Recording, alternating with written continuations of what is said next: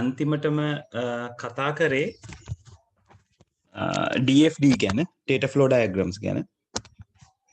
එතකොට data flow diagram වලට අදාළව තියෙන එක ප්‍රශ්නයක් අපි කතා කරා. ඒ ප්‍රශ්නෙට අදාළව මට මතක විදිහට උත්තරේ මට හම්බුනේ එක්කෙනෙක්ගෙන් විතරයි. අනිත් කට්ටිය ඒ ප්‍රශ්නේ මේ වෙනකොට try කරලාද තියෙන්නේ නැත්නම් try කරන්න වෙලාවක් ඕනේද නැත්නම් මම සාකච්ඡා කරන් යන්නද මේ ප්‍රශ්නේ කරලා පෙන්නන්නද?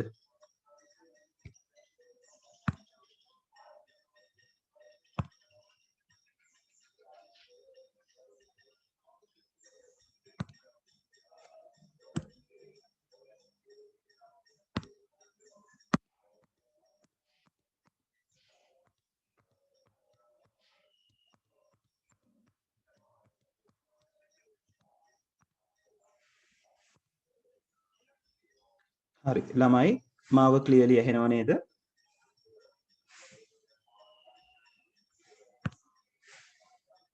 පොඩ්ඩක් මට කන්ෆර්ම් කරන්න මාව පැහැදිලිව ඇහෙනව නේද කියලා ඔය පැත්තට.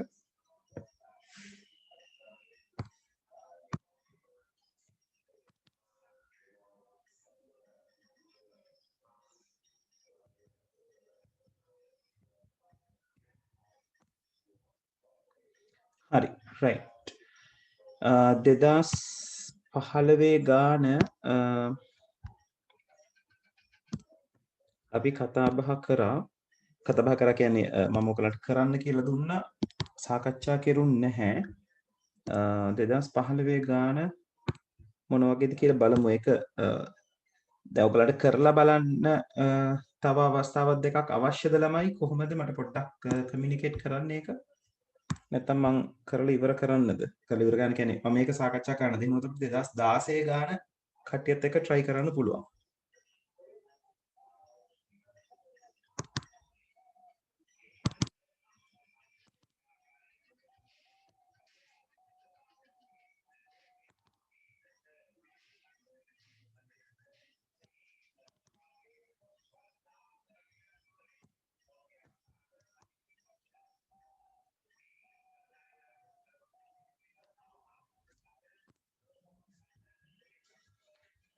right මේක තමයි මම ඔයගලන්ට දීපු ගාන e-books ගන්න එක සම්බන්ධයෙන් මේක එදා එක්කෙනෙක් මට කරලා එව්වා මට මතක විදිහට. අනිත් අයගේ තත්ත්වය මොකද? කරේ නැත්තම් මට කරේ නෑ කියලා කියන්න. right එතකොට කතා බහ කරගෙන යන්න පුළුවන්. නැත්තම් මේක කරන්න කාලයක් අවශ්‍ය නම් ඒත් කියන එතකොට ඒ කාලෙ මට ඔයගලන්ට දෙන්න පුළුවන් දැන් කරලා බලන්න.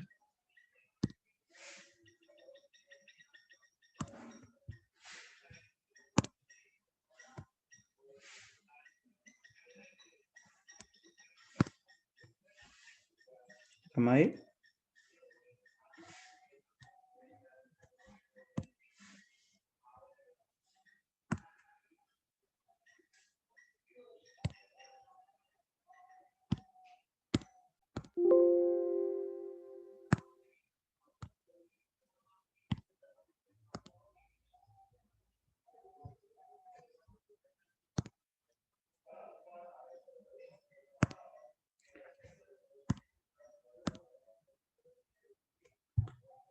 right හරි ඩිස්කස් කරමු කියලා තියෙනවා සහන්. හරි අපි ඩිස්කස් කරමු. හැබැයි 2016 ගාන ළමයි මට කරලා වුණා. මම දැන් 2015 ගාන එතකොට අඳින විදිහ කරනවා. 2016 ගාන ඔයගොල්ලෝ කළ යුතුයි. right? හරි. ඉන්න මම මේ ස්ක්‍රීන්ෂොට් එක සේව් කරගන්නකම්.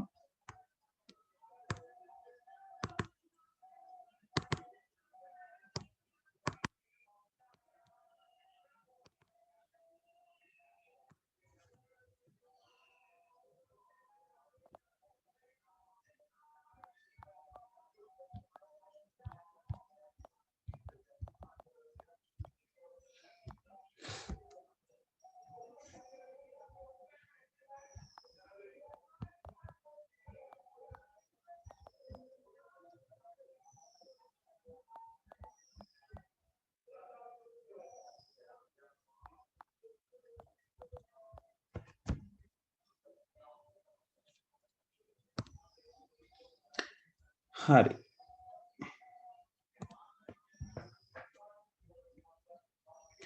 right එතකොට මෙතන කතා කරන්න කියලා තියෙන නැත්නම් අඳින්න කියලා තියෙන්නේ සන්දර්භ රූප සටහනක් context diagram එකක්.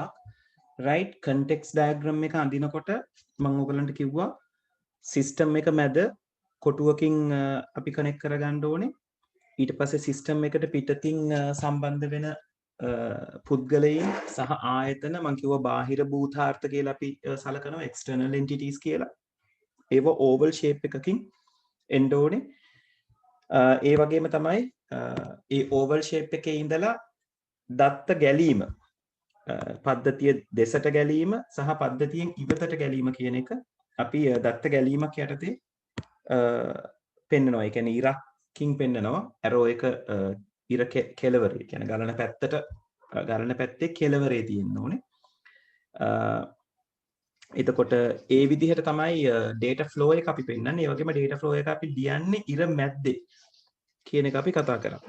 right එතකොට ඔය data flow එක හරි විදිහට කරගෙන යන්නේ කොහොමද කියන එක ගැන තමයි නැත්නම් ඒකට දාලා කොහොමද අපි drawing එක හරියට කරගන්නේ කියන එක ගැන තමයි දැන් කතා කරන්නේ.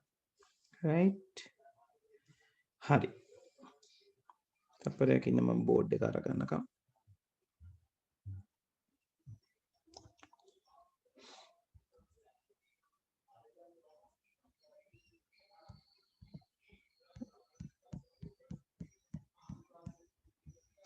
හරි. ඒතර මේක අපි කතා බහ කරා උදාහරණ විදිහට.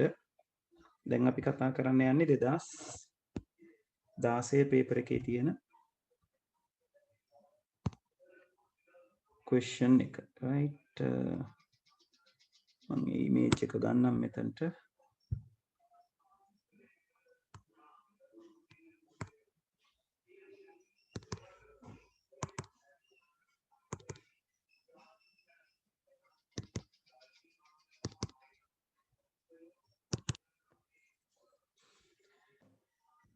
හරි.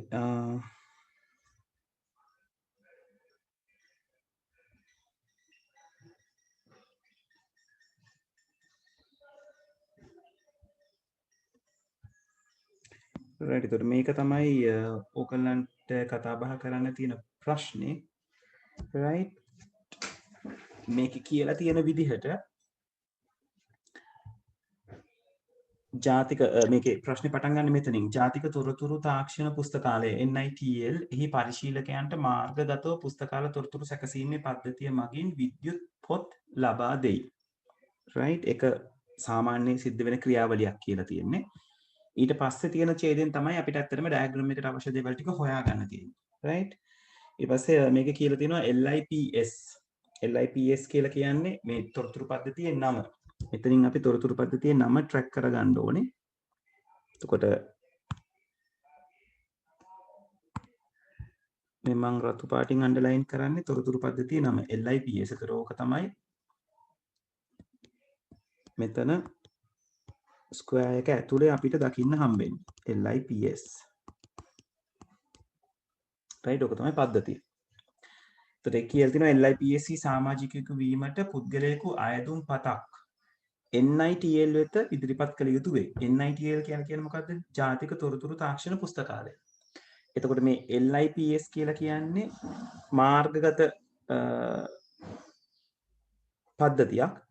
එතකොට ඒ කියන්නේ මාර්ගගත පද්ධතිය කියලා කියන්නේ දැන් මේක කම්පියුටර් එකක තියෙන එහෙම නැත්නම් ඉන්ටර්නෙට් එකේ තියෙන පද්ධතියක්. එතකොට මේකත් එක්ක සම්බන්ධ වෙන ඕනම කෙනෙක් එක්ස්ටර්නල් එන්ටිටි එකක් කියලා අපිට අරගන්න පුළුවන් බාහිරව. එතකොට NITL එකත් එයත් එක්ක බාහිරව වැඩ කරන කෙනෙක්. NITL එක මගින් මේක මේන්ටේන් කරගෙන ගියාට මේක ඔන්ලයින් සිස්ටම් එකක් කම්පියුටර් එකට අදාළ සිස්ටම් එකක් නිසා NITL එක කියලා කියන්නේ බාහිර භූතාර්ථයක් එක්ස්ටර්නල් එන්ටිටි එකක් කියලා අපිට අරගන්න පුළුවන්. ඕගලන්ට මේ සිදුවීමම විස්තර කරලා තිබුණා නම් NITL කියන ආයතනයෙන් ඒ කියන්නේ ජාතික තොරතුරු තාක්ෂණ පුස්තකාලය ඇතුලේ සිද්ධ වෙන ක්‍රියාවලියක් කියලා කියන්නේ සිස්ටම් එකක් ගාවන්නේ නැතුව. අන්න එතකොට NITL එක system itself වෙනවා. right එතකොට ඒ NITL තමයි එතකොට පද්ධතිය විදිහට අපිට සලකන්න වෙන්නේ. දැන් මෙතනදී කතා කරන්නේ computerized system එකක් නිසා computerized system එක කෙලින්ම අපිට system එක කියලා settle කරගන්න පුළුවන්. 1 2 3 4 5 6 තපරකින් ළමයි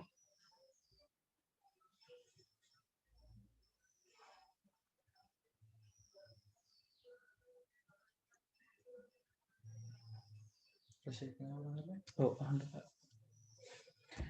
රයිට් එතකොට LIPS එක කම්පියුටරයිස් සිස්ටම් එකක් නිසා මේ මොහොතේ සිස්ටම් එක විදිහට එයා තනි වෙනවා ඒකට එළියෙන් එයත් සමග ඔපරේට් කරන ඕනම කෙනෙක් එක්ස්ටර්නල් එන්ටිටි එකක් විදිහට සලකන්න තියෙනවා මොකද මේක දැන් කම්පියුටර් එකක් ඇතුලේ නැත්නම් ක්ලවුඩ් එක ඇතුලේ තියෙන දෙයක් නිසා රයිට් හරි එතකොට මේක කියලා තියෙනවා LIPS සමාජිකයෙකු වීමට පුද්ගලයෙකු අයදුම්පතක් NITL වෙත යොමු කළ යුතු වේ. එතකොට මෙතන කතා බහ වෙන external entities දෙකක් තියෙනවා. එකක් තමයි මෙන්න මේ පුද්ගලයා කියන එක.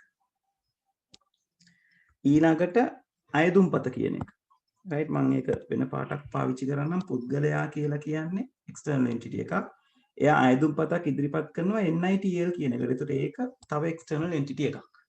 රයිට් ඊළඟට කියනවා NITL මගින් මෙම අයදුම්පත ඇගීමට ලක් කරනු ලබන අතර ඒ අනුමත වුවහොත් LIPS වෙත ඇතුළත් කරනු ලැබේ. ඒතර දත්ත ගැලීමක් එතන තියෙන්නේ. අයදුම්පත ඇතුළත් කිරීමෙන් අනතුරුව LIPS මගින් NITL වෙත ක්‍රියාත්මක වීමේ කේතයක්. දැන් අපි දත්ත ටිකත් මෙහෙම අන්ඩර්ලයින් කරගෙන යමු. එතකොට ඔයාලට වැඩේ පැහැදිලි.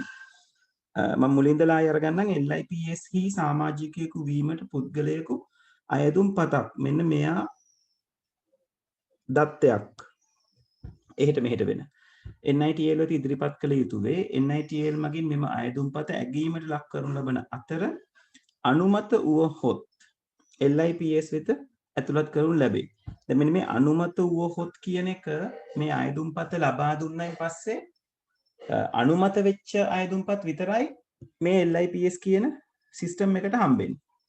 රයිට් එතකොට මේ LIPS කියන සිස්ටම් එකට දාන්නේ අනුමත වෙච්ච අයදුම්පත්. එහෙනම් අනුමත වුණු අයදුම්පත කියලා කියන්නේ තවත් වෙනස් දත්තයක්. කියන්නේ හැමෝටම ඇප්ලිකේෂන් එකක් දෙන්න පුළුවන්. approve වෙච්ච ඇප්ලිකේෂන් එකක් විතරයි LIPS එකට වැටෙන්නේ. එතකොට මේ අනුමත කරන ලද අයදුම්පත කියන එක නැත්නම් මේ අයදුම්පත ඇගීමට ලක් කරනු ලබන අතර ඒ අනුමත වුවහොත් ඒ අනුමත කියන එක අපිට අන්ඩර්ලයින් කරගන්න වෙනවා අනුමත වෙච්ච අයදුම්පත කියන එක ඉන්ඩිකේට් කරගන්න. right අයදුම්පත ඇතුළත් කිරීමෙන් අනතුරුව LIPS මගින් NITL වෙත ක්‍රියාත්මක වීමේ කේතයක් නිකුත් කරනු ලබන අතර අන්න තව දත්තයක් ක්‍රියාත්මක වීමේ කේතය නිකුත් කරනු ලබන අතර NITL ඒ අදාළ පුද්ගලයා වෙත ලබා දෙයි. මෙම කේතය ලද පසු ඕනෑම පුද්ගලයෙකු LIPS සමාජිකයෙකු බවට පත්වේ. ඔන්න ඔතන හරි බොහොම පැහැදිලිව තේරුම් ගන්න ඕන තැනක් තියෙනවා. දැන් LIPS එක කියලා කියන්නේ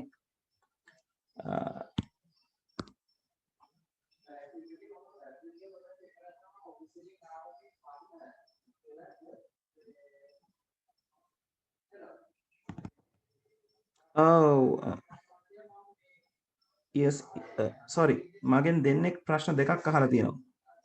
එක්කෙනෙක් අහලා තියෙනවා ඉසෙට් ස්කෝර් එකක් ගැන A level වලට ඒක බලන්නේ 75න් පුතේ 85න් නෙවෙයි ICT වල ඉසෙට් ස්කෝර් එක වැඩි තමයි කොහොමද මොකද A level වලට ඒකක් ගන්නවා කියලා කියන්නේ ඉසෙට් ස්කෝර් එක සෑහෙන උඩ යනවා මොකද ඒකක් ඒ ප්‍රතිශතය නැත්නම් ඒ ලැබෙන ප්‍රමාණය ICT වලට අඩුයි right එහෙම වෙන්නේ හරියට උත්තරේ ලියන්නේ නැති නිසා right අනිත් එක අලුත් පාඩමක්ද පටන් ගන්න කියලා අහනවා last time පුතේ ඉවර කරපු තැනින් ඒ කියන්නේ අපි සිස්ටම් පටන් අරගෙන ඉස්සරහට ආවා ඇවිල්ලා මේ DFD කතා කරපු තැනින් තමයි වැඩේ කරගෙන ඉස්සරහට යන්නේ ඔව් ඒ level වල ඒක ඕනම විෂයකට 75 දෙන්න පුතේ වෙනස් වෙන්නේ නැහැ එහෙම සාමාන්‍යයෙන් ඒගොල්ලෝ වෙනස් කරන්නේ නැහැ ඒක බොහෝම කලාතුරකින් තමයි 75 කියන එක එහෙම වෙන්නේ. දැන් දන්න ඉතිහාසයටම 75 එහෙට මෙහෙට වෙලා නැහැ. right හරි.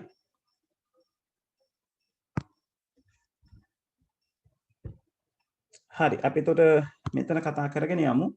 ඊළඟට කියලා තියෙන ඇක්ටිවේෂන් කෝඩ් ක්‍රියාත්මක වීමේ කේතයක් නිකුත් කරනු ලබන අතර NITL අදාළ පුද්ගලයා වෙත ලබා දෙයි. ඊට පස්සේ මේ LIPS එකේ මේ කේතය ලැබුණු ඕනම පුද්ගලයෙකු සමාජිකයෙකු බවට පත් වෙනවා කියලා තියෙනවා. ඒ කියන්නේ දැන් අපි මේ ක්‍රියාවලිය හිතුවොත් ඇප්ලිකේෂන් එක දීලා ඇප්ලිකේෂන් එක අප්‍රූව් වුණොත් විතරයි LIPS එකට යන්නේ. LIPS එකෙන් එතකොට තමයි කෝඩ් එක හම්බෙන්නේ. ඒ කියන්නේ අයදුම්පත දෙන ඕනම පුද්ගලයෙක් සමාජිකයෙක් වීමේ හැකියාවක් නැහැ. මොකද රිජෙක්ට් වෙන්න පුළුවන් අයදුම්පත් තියෙනවා. අන්න එහෙම නිසා මෙතන පුද්ගලයා සහ සමාජිකයා කියලා කියන්නේ දෙන්නෙක්. ඔන්න ඔතන ගොඩක් ළමයි අල්ලගත්තේ නෑ ඔය අවුරුද්දේදී. එතකොට මේ සමාජිකයා කියන කෙනාට අදාළව කරන්න පුළුවන් විශේෂ වැඩ කීපයක් තියෙනවා. ඒව තමයි මෙතනින් එහාට කතා කරන්නේ. right? LIPS සමාජිකයෙක් බවට පත් වේ මෙම ක්‍රියාත්මක වීමේ කේතය LIPS වෙත ඇතුළත් කිරීමෙන් සමාජිකයෙකු තාමාගේ පරිශීලක නාමය සහ මුරපදේ ලබා ගත හැකිය. අන්න තව දත්ත දෙකක්. පරිශීලක නාමය මුරපදේ. ඉන්පසු මෙම පරිශීලක නාමය හා මුරපදේ LIPS වෙත ලබා දීමෙන් සමාජිකයෙකුට විද්‍යුත් පොත් සඳහා ප්‍රවේශ විය හැකිය. මෙතන විද්‍යුත් පොත් කියලා කියන්නේ ඩේට් එකක්. right මොකද ඒක අපිට soft copy එකක් විදිහට තමයි අපිට ඒක consider කරන්න පුළුවන් වෙන්නේ. ඒකට ඒක ඩේට් එකක් විදිහට තමයි අපි භාවිතා කරන්නේ. හරි එතකොට මෙතනදී මේ අපි කතා බහ කරපු දේවල් ටික ඒ කියන්නේ සිස්ටම් එක අඳුනගත්ත විදිහ එයා සිස්ටම් එකත් එක්ක බාහිරින් සම්බන්ධ වෙන කට්ටිය අඳුනගත්ත විදිහ සහ දත්ත ටික අඳුනගත්ත විදිහ. ඕක පැහැදිලිද? කන්ෆර්ම් කරන්න පොඩ්ඩක්.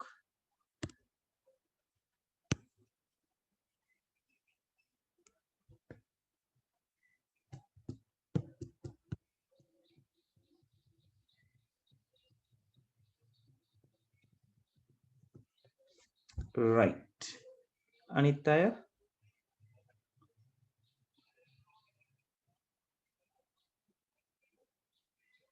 right මට චුට්ටක් ඉන්ඩිකේට් කරනවද මෙතන ඉංග්‍රීසි මීඩියම් කී දෙනෙක් ඉන්නවද සිංහල මීඩියම් කී දෙනෙක් ඉන්නවද කියලා. ඉංග්‍රීසි මීඩියම් අයගෙත් මේ විදිහටම තමයි වැඩේ යන්නේ. right ඉංග්‍රීසි මීඩියම් කීයක් ඉන්නවද කියලා මට චුට්ටක් ඉන්ඩිකේට් කරන්න. ඉංග්‍රීසි මීඩියම් කට්ටිය මට පොඩ්ඩක් ඉංග්‍රීසි මීඩියම් කියලා right එක්කෙනයි දෙන්නයි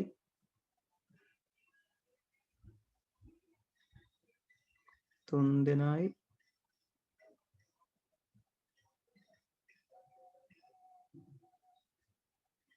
right හරි අනිත් කට්ටිය එතකොට සිංහල නේද? හරි right ඉංග්‍රීසි මීඩියම් එකෙත් මේ විදිහටම තමයි කැප්චර් කරගන්න තියෙන්නේ. මට දෙකම අරගෙන මට කරගන්න වෙලාවක් නැති නිසා මම සිංහල එකෙන් යන්නේ. හරි එතකොට දැන් මේක අඳින විදිහ. දැන් අඳිනකොට ඕගොල්ලෝ මේක පළවෙනි දේ සිස්ටම් එක ඇඳ ගන්න ඕනේ මේ මම ඇඳලා තියෙනවා වගේ රෙක්ටැන්ගල් එකක් ඇතුලේ ත්‍රිකෝණාශ්‍රයක් ඇතුලේ right ඊට පස්සේ ඒකට අදාළව තියෙන නම ලියන්න ඕනේ. මෙතනදී හරි වැදගත් පද්ධතිය මොකක්ද කියලා අඳුන ගන්න එක. මොකද පද්ධතිය වැරදිට අඳුනගත්තොත් ඔයාට ඒකට ලකුණු කැපෙනවා. ඊළඟට නැවත වතාවක් ඔයාට සිනාරියෝ එක මුලින් ඉඳලා පොඩ්ඩක් කියවගෙන ගියානම් දැන් ලේසියෙන්ම ඇඳ ගන්න පුළුවන්. මොකද ඔයගොල්ලෝ දැන් කට්ටිය සහ කියන්නේ එක්ස්ටර්නල් එන්ටිටි ටික සහ දත්ත ටික ලකුණු කරගෙන තියෙනවා. දැන් ඒවා එහෙ මෙහෙ යන විදිහ තමයි ඔයාට පෙන්වන්න තියෙන්නේ. ඒතර මුලින්ම ආයි කියනවා LIPS සමාජිකයෙකු වීමට පුද්ගලයෙකු අයදුම්පතක් NITL වෙත ඉදිරිපත් කරයි. ඒතර පුද්ගලයෙකු අයදුම්පතක් NITL වෙත. එතකොට පුද්ගලයා අපි අරගත්තොත් මෙතන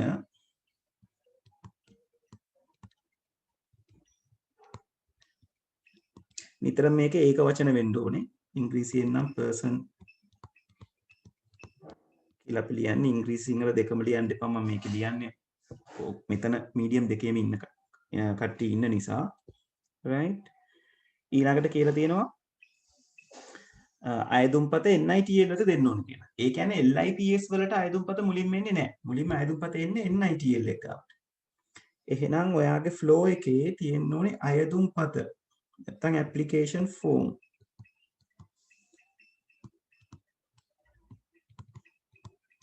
නැත්නම් application ඒක එන්න ඕනේ NITL එකට.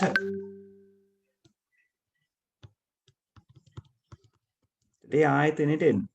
ඒතර මේක එක්ස්ටර්නල් එන්ටිටි දෙකක් අතර සිද්ධ වෙන දත්ත හුවමාරුවක්. එහෙම එකක් අපි පෙන්වන්නේ කඩඉරි වලින්. right ඕක හරි වැදගත් right external entity එකක් සහ system එක අතර සිද්ධ වෙන දත්ත හුවමාරුව තනි ඉරකින් පෙන්වන්න right හරි එතකොට අයදුම්පත දුන්නයින් පස්සේ NITL මගින් මෙම අයදුම්පත ඇගීමකට ලක් කරන අතර ඒ කියන්නේ ඒක කරන්නේ entity එකෙන් එය අනුමත වුවහොත් LIPS වෙත ඇතුළත් කරයි. එහෙනම් අනුමත වෙන ඒවා තමයි LIPS එකට යවන්නේ. එහෙනම් මෙතන එන්න ඕනේ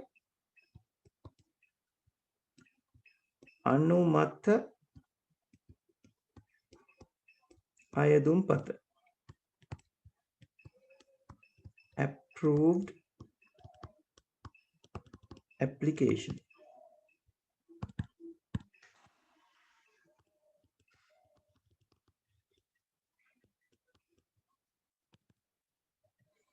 right එතකොට මේක තනි ඉරක් වෙන්න ඕනේ right ඒතර ඕක හොඳට මතක තියාගන්න මම ෆෑන් චුට්ටක් එකක් වෙලි නෑ මම දෙකට තුනට යනවා right එතකොට අනුමත අයදුම්පත LIPS එකට යනවා එතකොට මෙතන කියලා තියෙනවා අනුමත අයදුම්පත LIPS එකට අනුමත වූ LIPS එකට ඇතුළත් කරනු ලැබේ අයදුම්පත ඇතුළත් කිරීමෙන් අනතුරුව LIPS මගින් NITL වෙත ක්‍රියාත්මක වීමේ කේතයක් ඇක්ටිවේෂන් කෝඩ් එක දෙනවා කියලා. එතකොට මේක ආවයින් පස්සේ LIPS එකෙන් ඇක්ටිවේෂන් කෝඩ් එක NITL එකට දෙනවා කියලායි කියලා තියෙන්නේ. එහෙනම් ඒකත් අපි පෙන්වන්න ඕනේ. මම ඒක මෙතන ලියන්නම්.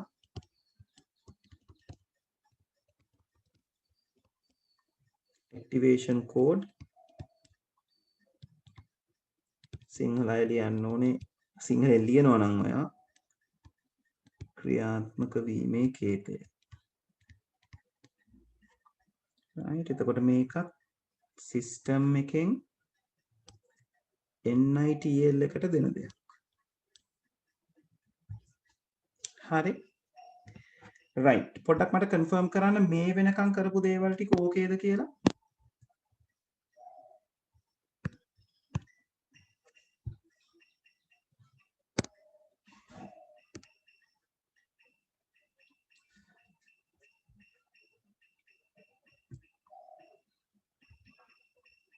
right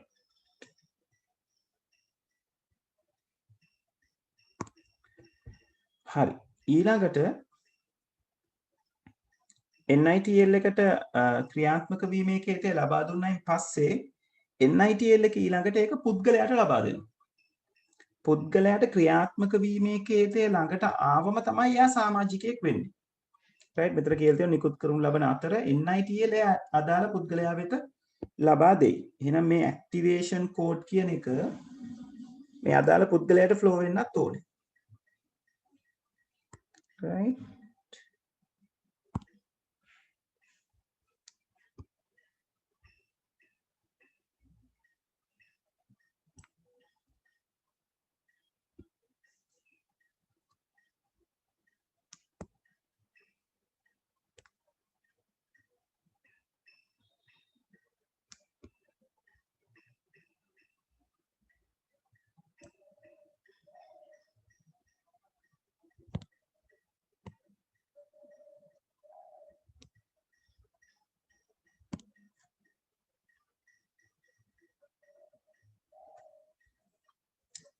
හරි එතකොට මේක අපිට පෙන්වන්න පුළුවන් තවත් කඩේරි සෙට් එකකින්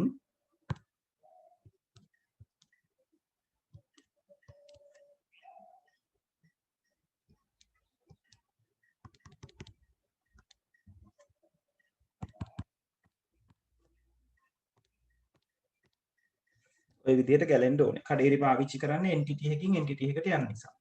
දැන් මේ activation code එක පුද්ගලයාට දුන්නම මෙයා එතනින් ඉස්සරහට සමාජිකයෙක්. එහෙනම් දැන් ඊළඟට සිද්ධ වෙන ඊළඟට සිනාරියෝ එකේ කතා කරලා තියෙන දේවල් පුද්ගලයාගේ ඉඳලා නෙවෙයි සිද්ධ වෙන්නේ. සමාජිකයා කියන තැනින්ද. ඒතකොට පුද්ගලයා නැතුව අපි වෙනම entity එකක් අරගන්න වෙනවා සමාජිකයා නැත්නම් member කියලා.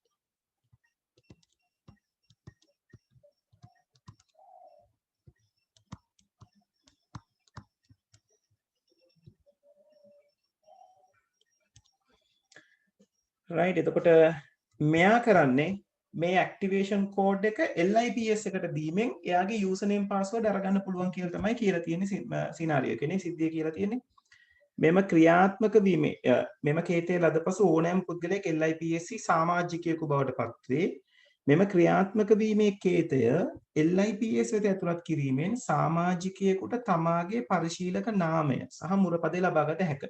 එතන වැඩ කීපයක් එයා කතා කරලා තියෙනවා. එකක් තමයි සමාජික ඇක්ටිවේෂන් කෝඩ් එක දෙන එක. right? එතකොට ඒක අපිට නැවත පෙන්වන්න පුළුවන් මෙතන.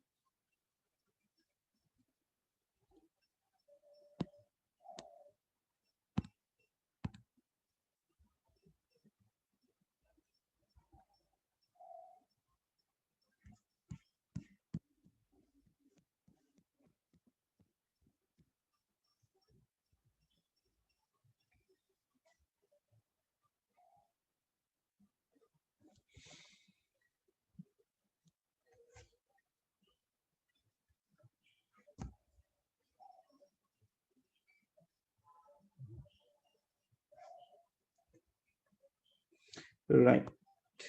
බෝඩ් එක පොඩ්ඩක් එහෙම වුණා.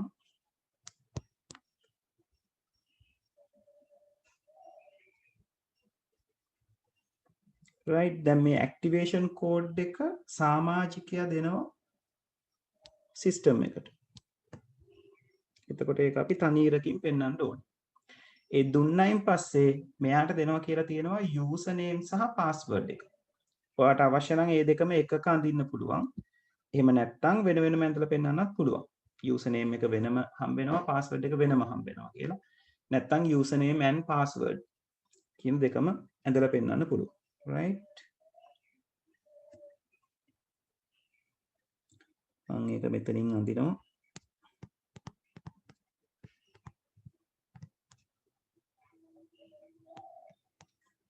මම දෙකම එකේ ලියන්නේ.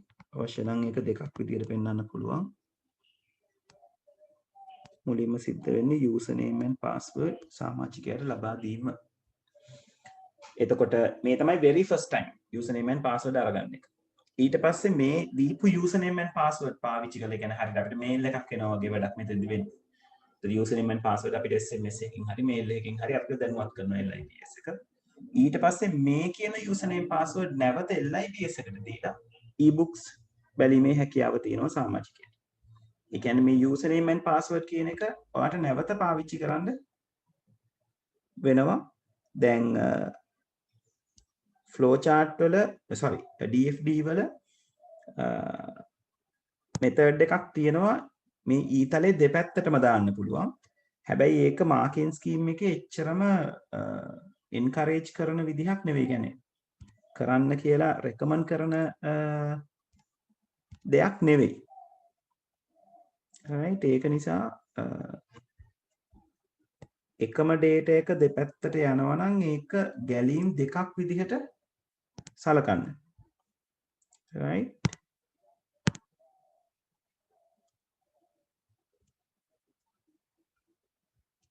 මම ඒක මෙතන වෙනමම ගැලීමක් විදිහට අරගන්නවා.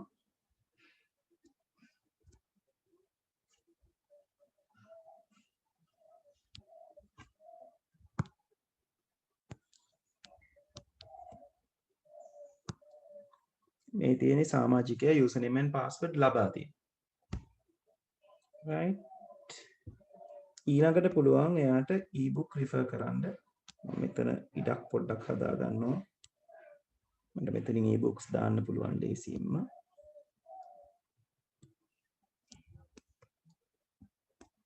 ඊට පස්සේ සමාජිකයා e-books refer කරනවා සිස්ටම් එකේ. right? එතකොට ඔන්න ඔය විදිහට තමයි 2015 ප්‍රශ්නේ මැනේජ් කරගන්න වෙන්නේ. හරි. මට කන්ෆර්ම් කරන්න මේක තේරුණාද කියලා.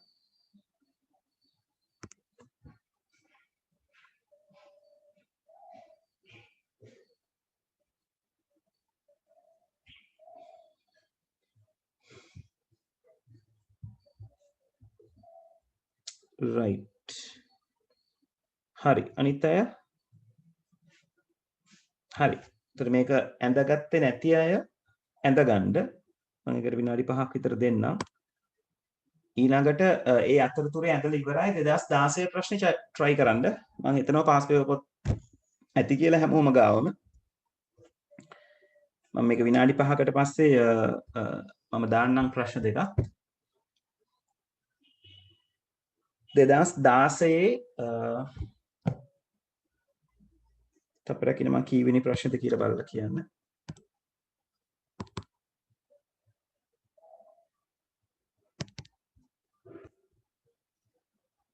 මතක විදිහට පස්වෙනි ප්‍රශ්නේ දෙක කොටසේ 6 වෙනි ප්‍රශ්නේ අන්තිම ප්‍රශ්නේ.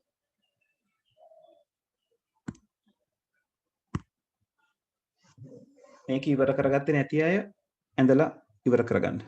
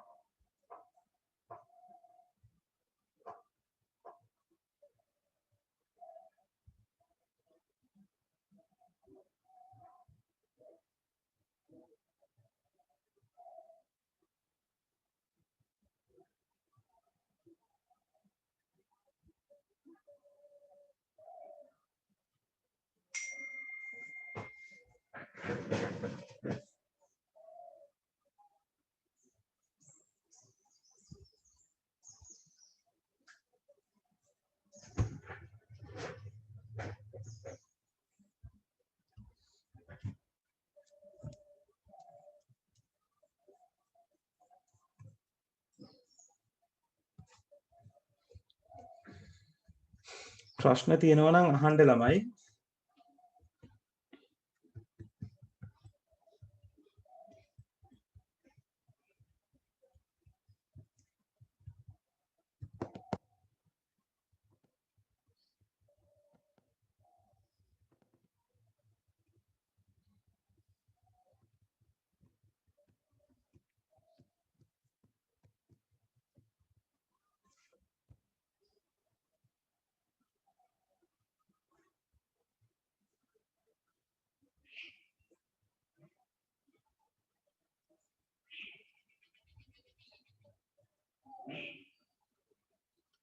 ටියුට් එක ගන්න බැරි වෙච්ච අය ඉන්නවා නම් නැනපෙතේ තාම ටියුට් එක තියෙනවා.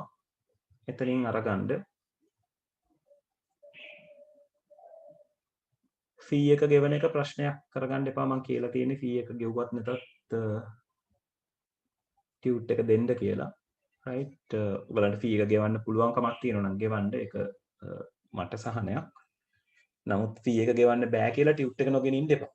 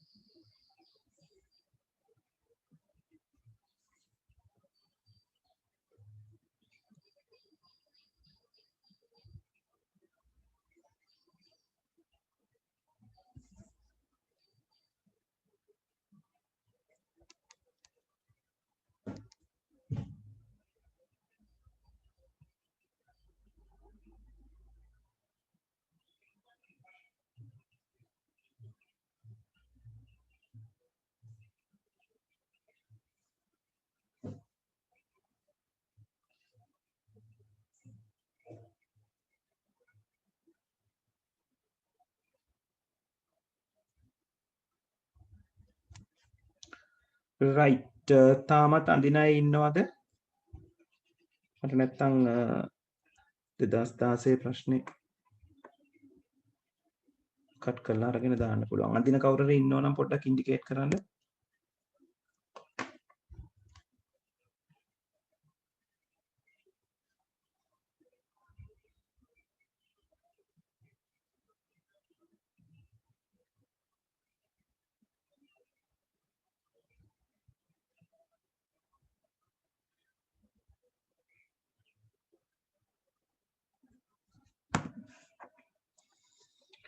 රයිට් එහෙනම් මම 2016 ප්‍රශ්නේ අරගන්නවා. ඔයගොල්ලෝ කරගෙන යන්න. ඕක ළමයි පැය භාගයක ප්‍රශ්නයක්. හැබැයි මේ කන්ටෙක්ස්ට් ඩයග්‍රෑම් එක අඳින්න දීලා තියෙන 2015 16 ප්‍රශ්න දෙක පැය භාගයක්ම යන්නේ නැහැ වැඩේ කරගන්න. රයිට් ඒක නිසා නමුත් කලබල නැතුව කරන්න. පැය භාගයක් ඔයගොල්ලන්ට තියෙනවා. නමුත් පුළුවන් ඉක්මනට හදලා ඉවර කරන්න. ඉවර කරලා ටක් ගාලා මට ෆොටෝ එකක් එවන්න. රයිට්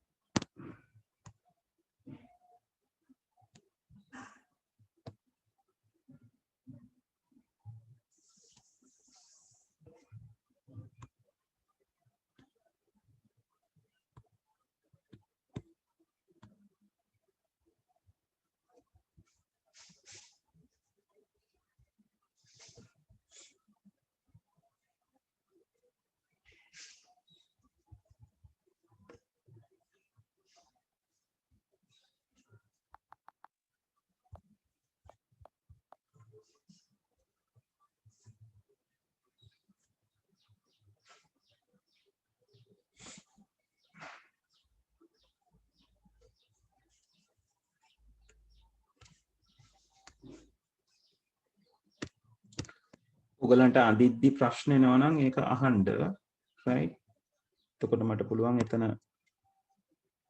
උදව් කරන එක කරන්න. ඒ වගේ මතක තියාගන්න ගොඩාක් අය කරන වැරද්දක් data flow එක ඇතුලේ ඒ කියන්නේ අර ඉර උඩ ක්‍රියාවන් ලියන්න යනවා. දැන් මෙතන තියෙනවානේ මේ මොනවාද පිළිතුරුපත් අවපතනය කිරීම ඩවුන්ලෝඩ් කරගන්නවට කියලා තියෙනවා. එතකොට පිළිතුරුපත් අවපතනය කියලා ලියන්න එපා. ඩවුන්ලෝඩින් ආන්සර් ස්ක්‍රිප්ට් කියලා ලියන්න අවශ්‍ය නැහැ. ඒක කාගේ ඉඳලා කොතනටද යන්නේ මොන ඩේටා එකද? ආන්සර් ස්ක්‍රිප්ට් එක කියලා කියන්නේ ඩේටා එකක්. අසයින්මන්ට් එක කියලා කියන්නේ ඩේටා එකක්.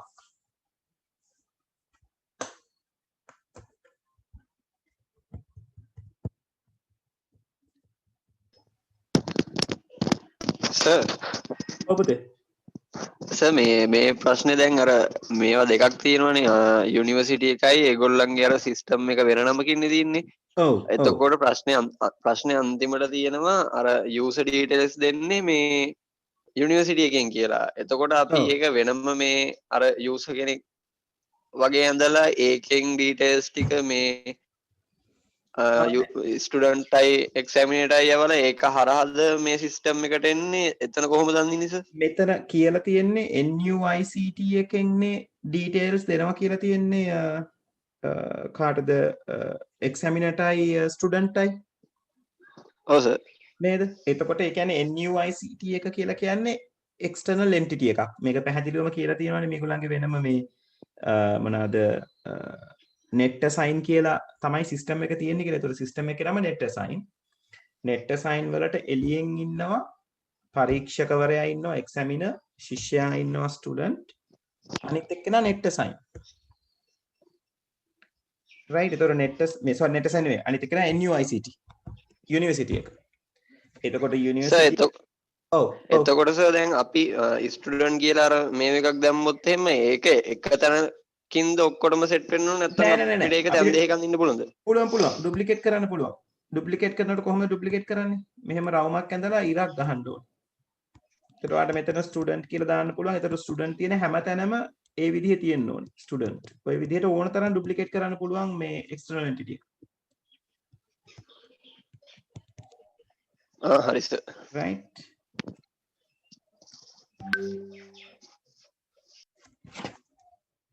හරි එක්කෙනෙක්ගේ උත්තරය ආවා කොහොමද?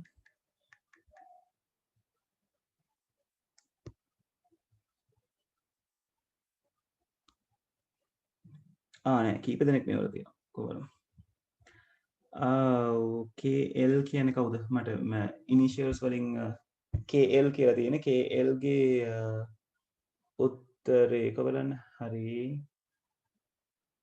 right okay ශෙහාරා right okay ශෙහාරා හරි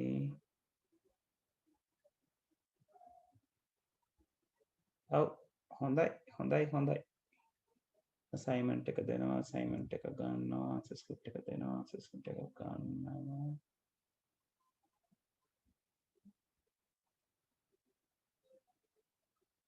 marks දෙනවා grade එක දෙනවා yes very good හරි එකම එක වැරද්දයි ශෙහාරා තියෙන්නේ NUICT වල ඉඳලා examiner-ට යන එක කඩිරි වෙන්න ඕනේ. NUICT වල ඉඳලා ස්ටුඩන්ට් යන එක කඩිරි වෙන්න ඕනේ පුතේ. ඒ දෙක කඩිරි විය යුතුයි. මොකද ඒක external entity to external entity නේ. අනිත් එක ඉර මැද්දේ ලියවෙන්න ඕනේ. වගේ අනිත් ඒවා ඔක්කොම ඉර මැද්දේ ලියලා තියෙනවා. ඒ දෙක විතරක් ඉර මැද්දේ ලියලා නැහැ. අමතක වෙලා යන්නේ නැත්තේ. ඒක කඩිරි වෙන්න ඕනේ පුතේ. right හොඳයි. ඔය ලකුණු 15ක් හොඳේ. ලකුණු 15ක් කියලා කියන්නේ 7.5ක් 100ෙන්. right හර්ෂ් කවුද මේ හර්ෂණී right හර්ෂණීගේ yes හරි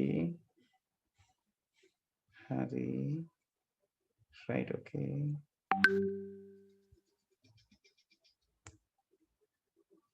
හර්ෂණී ආන්සර් ස්ක්‍රිප්ට් එක එක්සැමිනර් අරගන්න ඕන නේද පුතේ? ඔයා ඒකත් net assign එක පැත්තට ඇඳලා තියෙන්නේ. ආන්සර් ස්ක්‍රිප්ට් එක ස්ටුඩන්ට් දුන්නම එක්සැමිනර් පැත්තට ගන්න ඕනේ. ඔයා ගීතල ඔළුව වැටලා තියෙන පැත්ත වැරදි. අනිත් ටික ඔක්කොම හරි. මේ හැමෝම කියන්නේ මේ පොදුවේ ඒ සැරේ මාකින් එකේ පොදුවේ කරපු වැරද්ද ඔයා කරලා තියෙනවා. ඒ කියන්නේ authentication detail NUICT එකකින් examiner-ටයි student-ටයි දුන්නම ඒගොල්ලෝ authentication detail net sign එකට දෙන්න ඕනනේ. එතකොට net sign එක දැනුවත් වෙලා තියෙනවා authentication detail ගැන.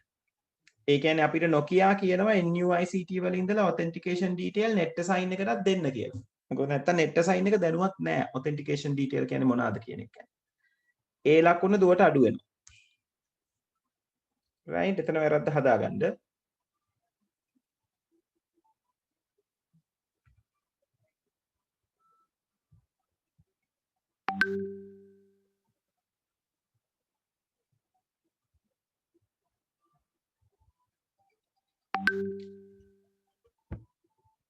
කවුද නෑ ෂෙහාරගේ එකේ දාලා තියෙනව නේද? ෂෙහාරගේ එකේ තියෙනවා NUICT වල ඉඳලා net sign එකට authentication details යන flow එක තියෙනවා පුතේ.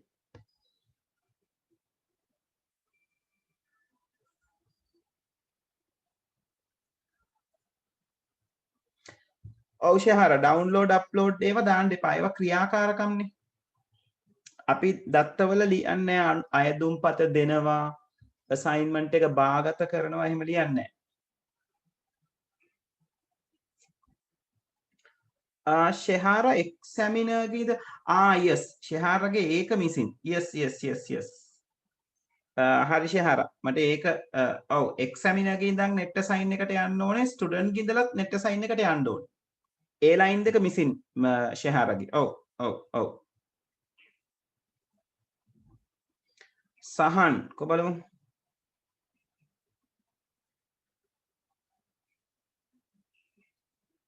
right හොඳයි.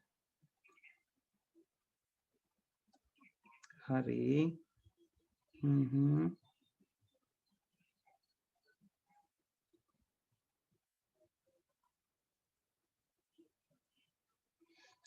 සහන් ප්‍රධාන වැරද්දක් කරලා තියෙනවා. මේ download upload කියන ඒවා පුතේ මොනවාද download වෙන්නේ? කියන්නේ අපි මං කිව්වේ download upload වචන ලියන්න එපා කියලා. ඒ කියන්නේ එතනදී හුවමාරු වෙන தත්ත්වය වෙන්න ඕනේ. examiner ඒ කියන්නේ සර් මේ එතන යන්නේ paper එකද answers ද ඒ ටික විතරද ලියන්න ඕනේ. අන්න right. දත්තය විතරයි. data එක විතරයි. right? හරි සර් හරි.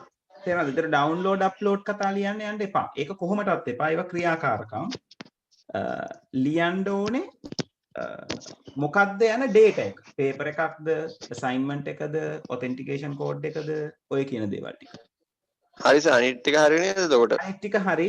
තව එකක් මිස් වෙලා තියෙනවා අර මේ authentication detail NUICT වලින් examiner ටයි student ටයි දෙනවනේ. පස්සේ ඒගොල්ලෝ ඒක system එකටත් දෙනවනේ. එතකොට system එක දැනගෙන ඉන්න ඕනේ authentication details ගැන. එතකොට සර් අන්න right. ඔව්. ඒකෙන් අතෙන්ටත් එන්න ඕනේ. අන්න හරි. NUICT වල ඉඳලා net sign වලට එන්න ඕනේ. data line එක. right.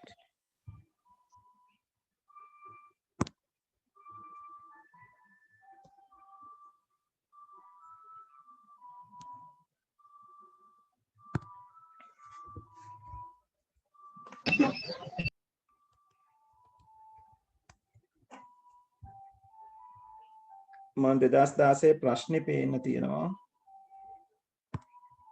අවශ්‍ය කට්ටියට ගන්න. පාස් පේපර් පොත් හැමෝම ගාවම තියෙනව නේද?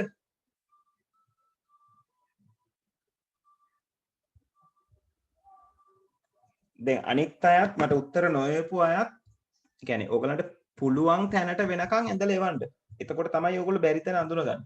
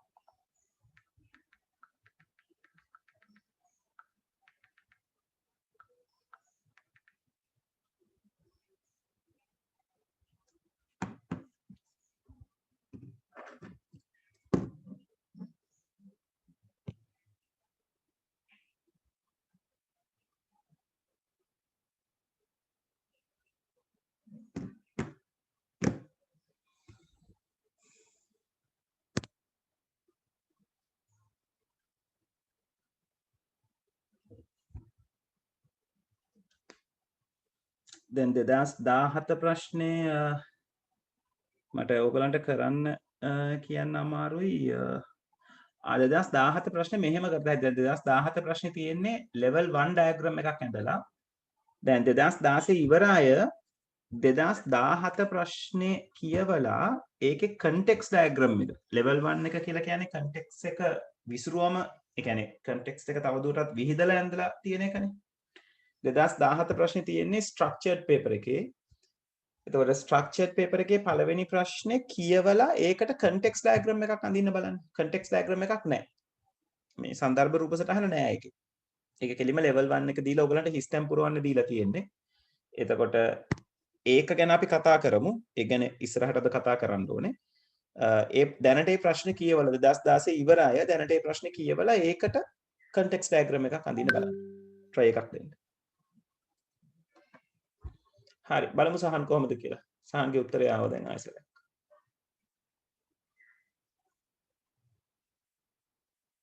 alright රිද්මගේ උත්තරයකුත් දාලා තියෙනවා. yes සහන් දැන් හරි. ආන්න හරි. හරියට හරි. ඔව්. authentication detail කියලා ලියන්න සහන්. නැත්නම් අර authentication කියලා කිව්වම ඒක ක්‍රියාපදයක් පැත්තට යනවා. right? authentication details. right? කියන්නේ අපිට අර ඔය ගොඩක් වෙලාවට ඔය වගේ දේවල් දත්තයක් කරන්න පුළුවන් විදිහ තමයි ඔය details කියන වචන එකතු කර ගැනීම. right? හරි 2017 try කරලා බලන්න රිද්ම ඔයාගේ උත්තරය ඇවිල්ලා තියෙනවා රිද්ම නෙමෙයි රිද්මා නේද රිද්මාගේ උත්තරය ඇවිල්ලා තියෙනවා කො බලමු හරි right okay yes right okay හරි yes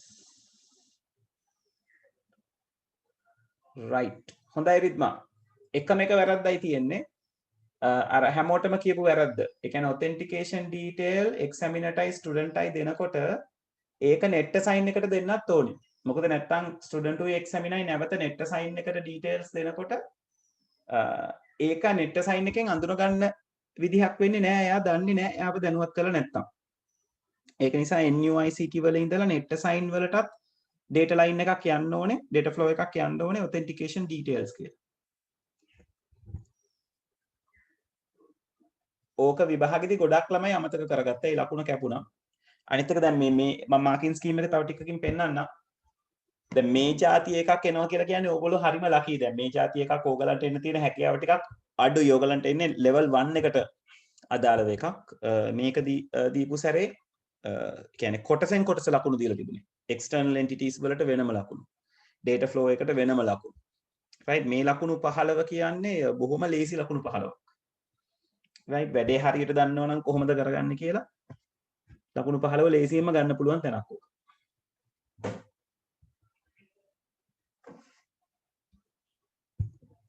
right අනිත් කට්ටිය මොකද තත්ත්වේ?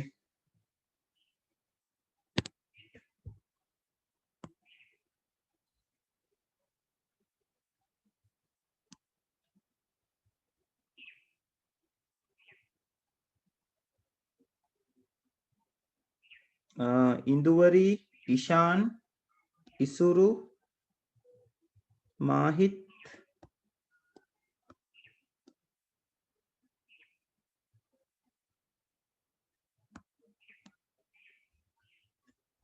දෙව්හාන් එවලා තිබුණොත් නෑ මට නේද?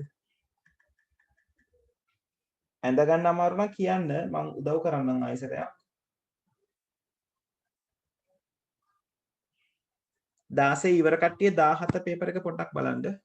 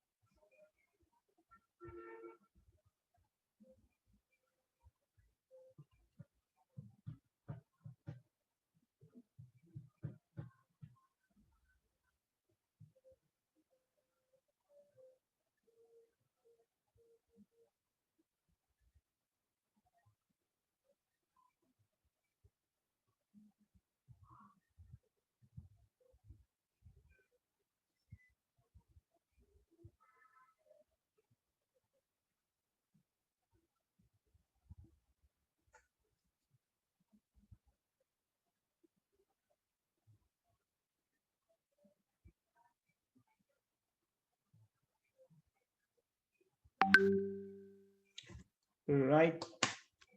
හෙට්ටි ආරච්චි හරි කොබලමු ස්ටුඩන්ට් ඔව් පළවෙනි වැරද්ද හෙට්ටි ආරච්චි ස්ටුඩන්ට්ස් කියලා කියන්නේ බහුවචන ලියලා තියෙන ස්ටුඩන්ට්ස් කියලා ඒක එක වැරද්දක් ඊළඟට ස්ටුඩන්ට් ඉන්න ඕනේ ඕවල් ෂේප් එකක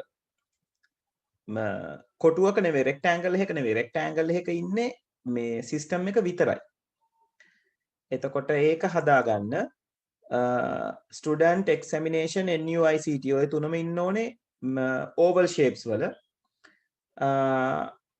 data flows ටික ඕකේ වැරදියට දාලා තියෙන data flows දෙකක් තියෙනවා. ඒ කියන්නේ වැරදි විදිහට මාක් කරලා තියෙන. ඒ කියන්නේ ලියලා තියෙන එක වැරදි නැහැ. කඩේරි එන්න ඕනේ NUICT වල ඉඳලා ස්ටුඩන්ට් යන එකයි NUICT වල ඉඳලා examiner යන එකයි. right එතන පොඩ්ඩක් බලන්න ස්පෙලිං හරිද කියලා examiner වෙන්න ඕනේ මට තේරෙන examination තියෙනවා වගේ පුතේ ඒක පොඩ්ඩක් බලන්න මොකද මේ වගේ ප්‍රශ්නකදී අනිවාර්යෙන් ලියලා තියෙන දේ බලයි මොකද examiner examination කිව්වොත් තනිකරම මේ වෙනස් අර්ථ දෙකක් යන්නේ අනිත් දේවල් ටික ඕකේ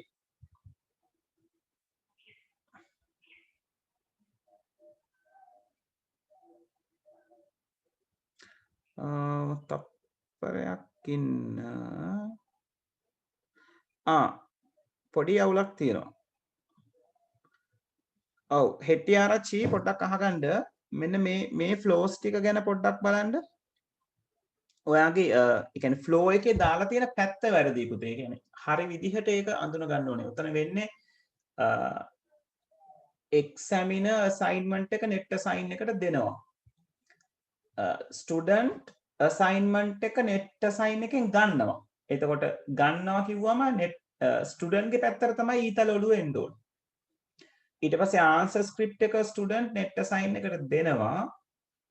examiner answer script එක net assign එකෙන් ගන්නවා. එතකොට answer script එක examiner ගේ පැත්තට යනකොට ඊතල ඔළුව මාරු වෙන්න ඕන ඔයාගේ ඇඳලා තියෙන විදිහට වඩා. ඊළඟට examiner net assign examiner තමයි net assign එකට marks දෙන්නේ. ඔයා ඒක දාලා තියෙන්නේ grade කියලා පුතේ. එතන හදාගන්න ඒක වැරදි. examiner marks කියන එක net assign එකට දෙනවා. net assign එකෙන් grade එක calculate කරලා ඒක යවනවා student. ඒ කියන්නේ දත්තය ගලන පැත්තට තමයි ඊතල ඔළුව දාගන්න ඕනේ. වැරදි ටික පොඩ්ඩක් හදලා එවන්න හෙට්ටි ආරච්චි මට ආයේ.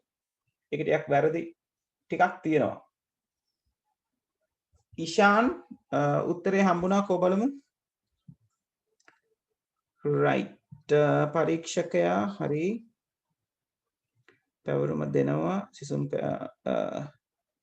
ඔව් සිසුවා නේද එතන තියෙන්නේ සිසුන් කියලා දාන්න එපා සිසුවා පරීක්ෂකයා වෙන්න ඕනේ පරීක්ෂකයා නම් හරි සිසුන් සිසුවාද කියලා මට මීටර නෑ එතන පැවරුම ගන්නවා පිළිතුරු දෙනවා පිළිතුරු පරීක්ෂකයා ගන්නවා authentication details වෙන්න ඕනේ authentication details කියලා අරගන්න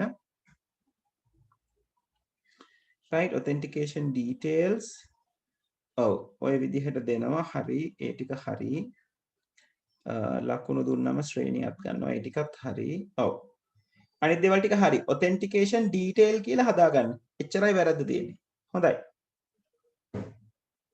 මාහිත්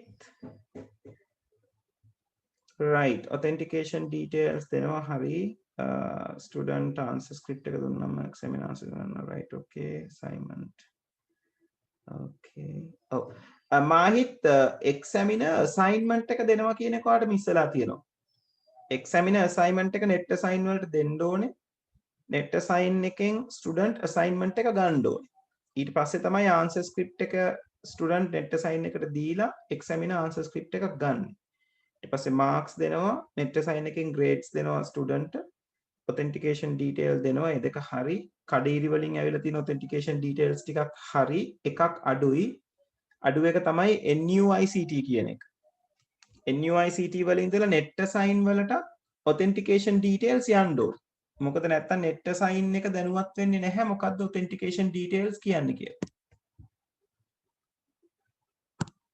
හරි ඒ වැරද්ද හදාගන්න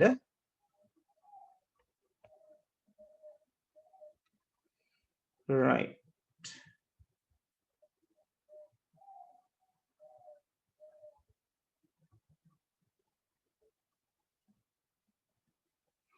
හරි මට 7 දෙනෙක් උත්තර එවලා තියෙනවා කවුද එවලා නැත්තේ මම මේ එවල නැති අය හොයන්නේ උදව් කරන්න දැන් සමහර අය බය වෙන්න එපා සර් මේක මේ හොයනවා හරියන්නේ නැහැ අරකයි මේකයි කියලා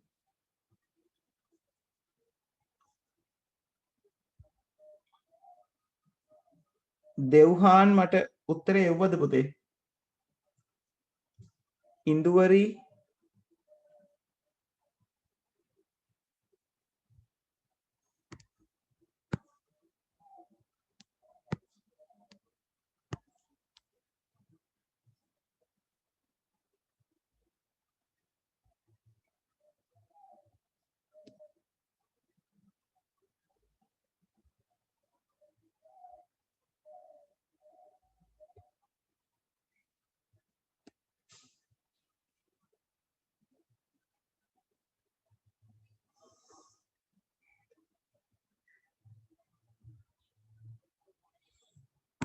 හරි මට උත්තර ටික එවපු නැති අය එවන්න මම level 1 එක අඳින්නේ කොහොමද කියන එක පොඩ්ඩක් බලනවා අනිවාර්යෙන් උත්තර ටික එවන්න එතකොට ඒක උදව්වක් කරගන්න පුළුවන් ඔයගලන්ට ඒකයි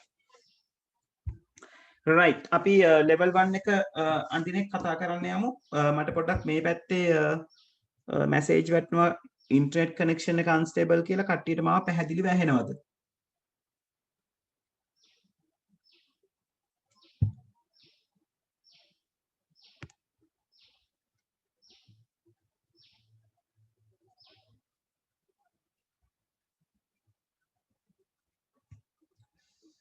right හරි අපි කරගෙන යමු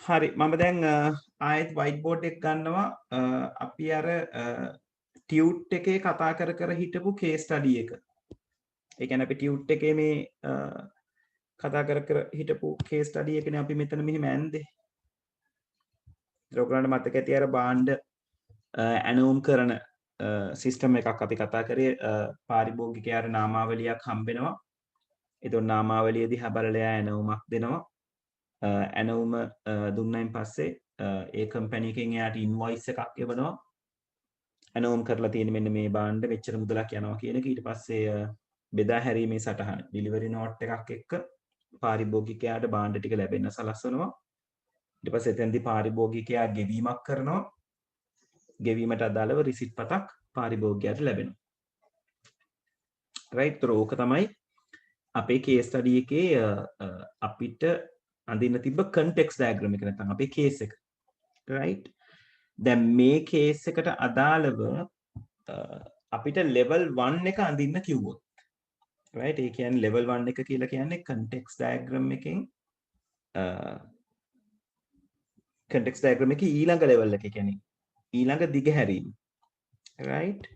එතකොට level 1 එක අඳිනකොට අපි පොඩ්ඩක් සැලකිලිමත් වෙන්න ඕනේ. සැලකිලිමත් වෙන්න ඕන දේ තමයි level 1 අඳිනවා කියලා කියන්නේ මම පොඩ්ඩක් මෙයාව අරගන්නම් පහලට. මට මෙයත් එක්කම කතා කරන්න උවමනා නිසා.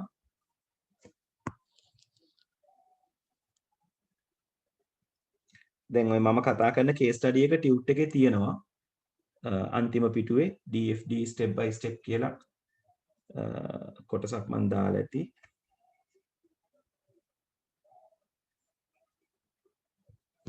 right එතකොට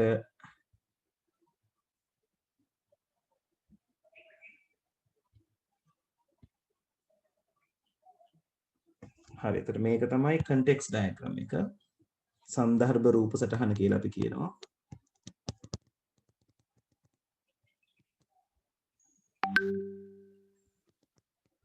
හරි හෙටි ආරච්චි ඔයාගේ උත්තරය ආව මම බලන්නම්. right මේ තියෙන context diagram එක. දැන් context diagram එකෙන් ඉස්සරහට level 1 අඳිනකොට අපි කරන්නේ මෙන්න මේ භාණ්ඩ ඇනවුම් පද්ධතිය තව විහිදුවලා අඳින්නයි අපි දැන් ලෑස්ති වෙන්නේ. කියන්නේ භාණ්ඩ වෙන විදිහකින් කියනවා නම් සිස්ටම් එක ඇතුලේ සිද්ධ වෙන ක්‍රියාවලි ටික අපිට විහිදුවලා ඇඳ ගන්න ඕනේ. එතකොට මෙයාව විහිදුවීමක් තමයි අපි level 1 එකේදී කරන්නේ. right? එතකොට ඔයගොල්ලෝ මෙහෙම කඩේලි දාලා පෙන්වන්න අවශ්‍යතාවයක් නැහැ. ඔය කියන විහිදුවීම තමයි අපි සිද්ධ කරන්න හදන්නේ. හරි. එතකොට මෙතනදී විශේෂ දෙයක් තියෙනවා මතක තියාගන්න. මේ level 1 එක අඳිනකොට අපි context diagram එකෙන් level 1 එකට යනකොට මම කියවනේ විහිදුවන්නේ පද්ධතිය කියලා. පද්ධතිය විහිදෙනකොට මේ පාරිභෝගිකයෝ වෙනස් වෙන්නේ නැහැ. ඒ කියන්නේ external entities වලට බලපෑමක් සිද්ධ වෙන්නේ නැහැ. සහ ඒගොල්ලන්ගෙන් එන සහ ඒගොල්ලෝ වෙතට එන.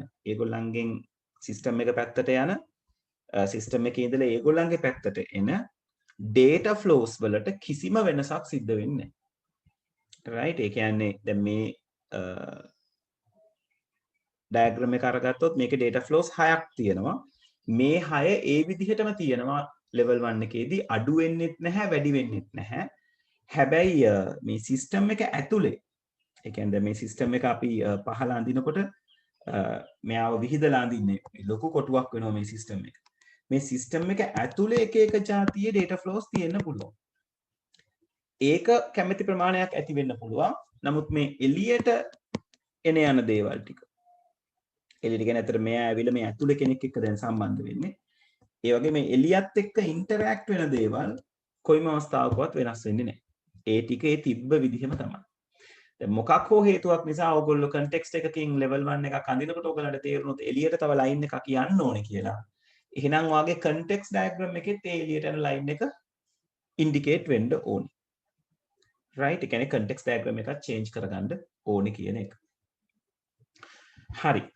එතකොට දැන් ඔන්න අපි මෙයාව විහිදුවලා ඇඳ ගන්න හදන්නේ. එතකොට මේ context diagram එකෙන් level 1 එක ව්‍යුත්පන්න කරගන්නකොට derive කරගන්නකොට මුලින්ම ඕගලන්ට අඳුන්ලා දෙන්න තියෙන්නේ අලුත් components දෙකක් අඳුන ගන්න එනවා. අපි ඒගොල්ලන්ව මුල් දවසේ ඇඳලා කතා කරා. මෙතන මේ components ටික කතා කරනකොට එතකොට level 1 එකට අදාළව ඔයගලන්ට අඳුන ගන්න තියෙනවා අලුත් components දෙකක්. එකක් තමයි process එක ක්‍රියාවලිය කියලා අපි කියනවා. අනිත් එක්කෙනා තමයි data store එක. දත්ත ගබඩාව කියලා කියනවා. එතකොට මේ දැන් අපි මේ හදන්නේ system එක ඇතුලේ සිද්ධ වෙන ක්‍රියාවලි මොනවාද කියන එක වර්ග කරගන්න සහ ඒ ක්‍රියාවලි වලට අදාළව තියෙන data stores දත්ත ගබඩාවන් මොනවද කියලා අඳුන ගන්න. ඕක අඳුන ගන්න යනකොට ඕගලන්ට කරන්න තියෙන පළවෙනි ප්‍රධාන වැඩේ තමයි ඔයා මේ ඔයගලට දීලා තියෙන සිනාරියෝ එක කියවලා ඒක ඇතුලේ තියෙන ක්‍රියාවලි ප්‍රධාන ක්‍රියාවලි ටික වෙන් කරගන්න ඕනේ. මම ප්‍රධාන ක්‍රියාවලි කියලා කියන්න හේතුව අපේ සිනාරියෝ එක ගත්තොත් අපේ ටියුට් එකේ අපිට තියෙන සිනාරියෝ එක ගත්තොත් අපරක් ඉන්නේ මට මෙතනට සිනාරියෝ එක ගත්තද කියලා මතක නැහැ.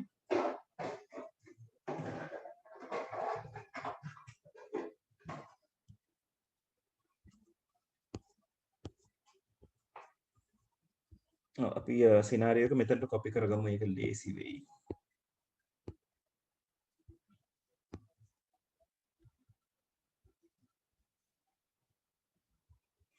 තප්පරයක් දෙන්න ළමයි.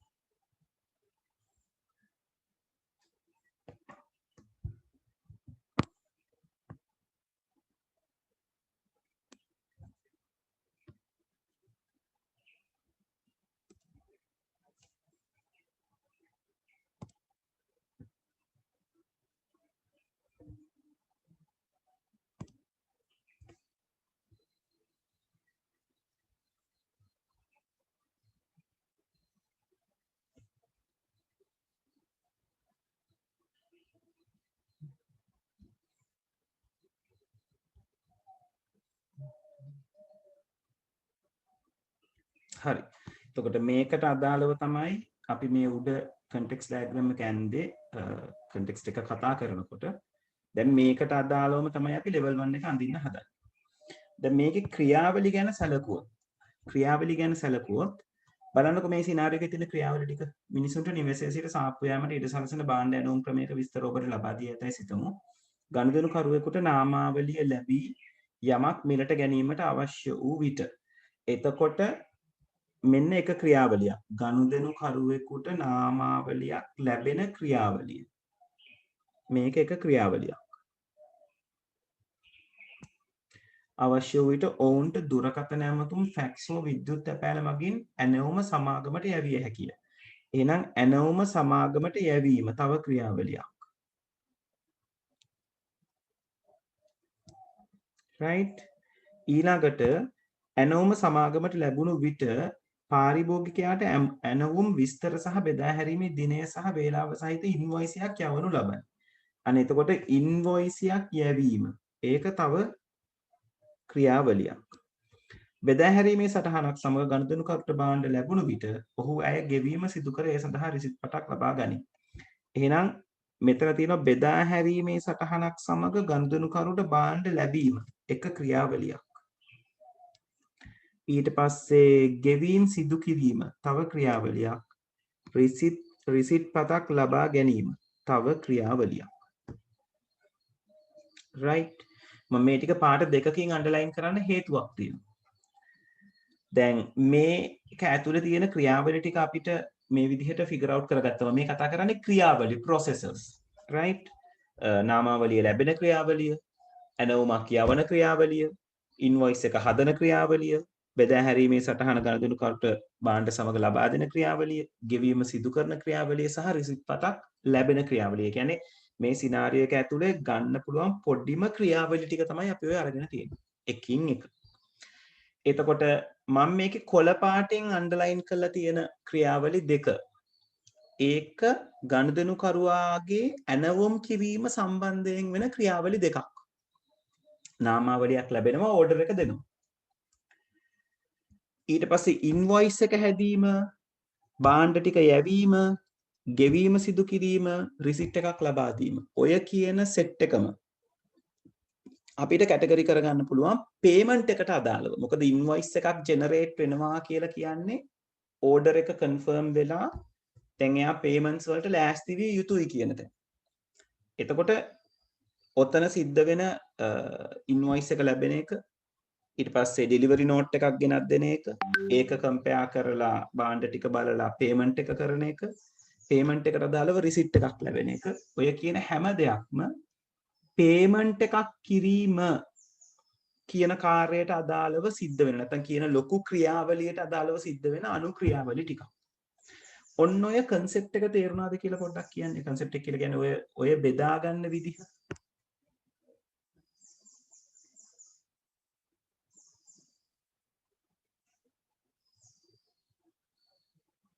හරි දෙවුවන්, no problem. හරි, මට පොඩ්ඩක් කන්ෆර්ම් කරන්න අනිත් අය මේ කියපු දේ තේරුණාද? මෙහෙම මේ ක්‍රියාවලි වෙන් කරගන්න පුළුවන් ක්‍රියාවලි වලට වෙන් වෙනවා. ඒ ක්‍රියාවලි නැවත ලොකු ක්‍රියාවලියකට ඇද ගන්න පුළුවන් කියලා කැටගරි කරගන්න පුළුවන්ද කියන එක. තේරුම් නැත්තම් කියන්න ආයි කතා කරමු.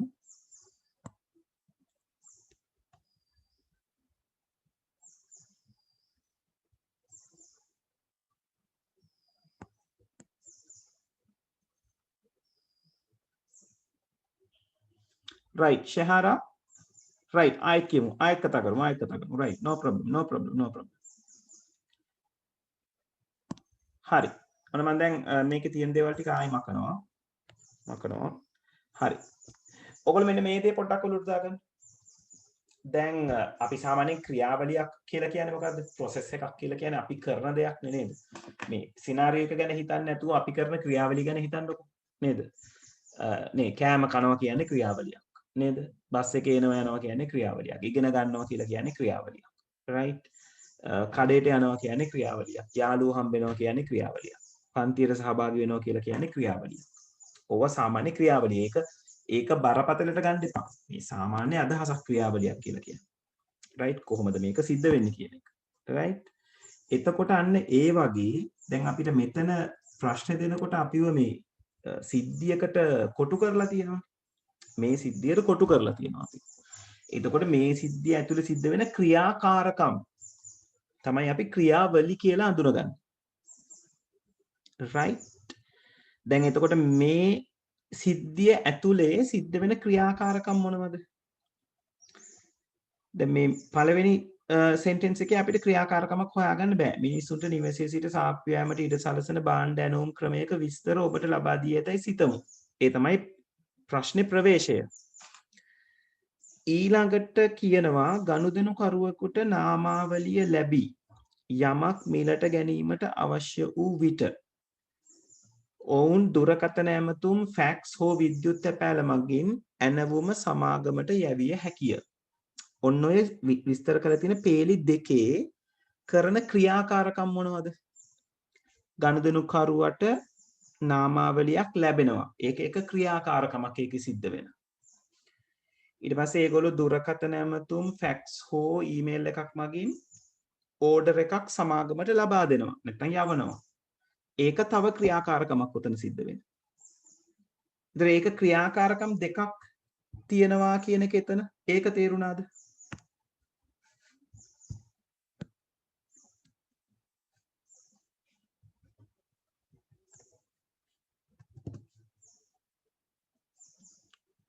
right හරි මොකයි සිද්ධ වෙන්න ඕනේ right ඒතර ක්‍රියාකාරකම් දෙකක් එතන තියෙනවා ඒ ක්‍රියාකාරකම් දෙක තමයි මම දැන් මේ කොළ පාටෙන් අන්ඩර්ලයින් කරන්නේ අනිත් කට්ටිය තාම තේරුනේ නැද්ද ක්‍රියාකාරකම් කියන එක නැත්තම් ක්ලියර් ද ඒ වැඩේ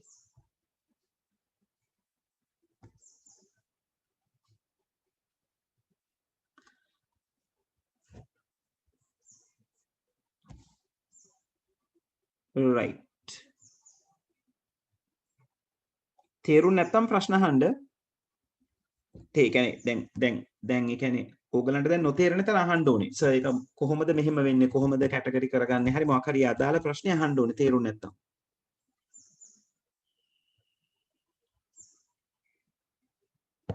දෙන්නයි මට රෙස්පොන්ඩ් කරේ තේරුණා කියලා අනිත් කටියට තේරුන්නේ නැද්ද තාම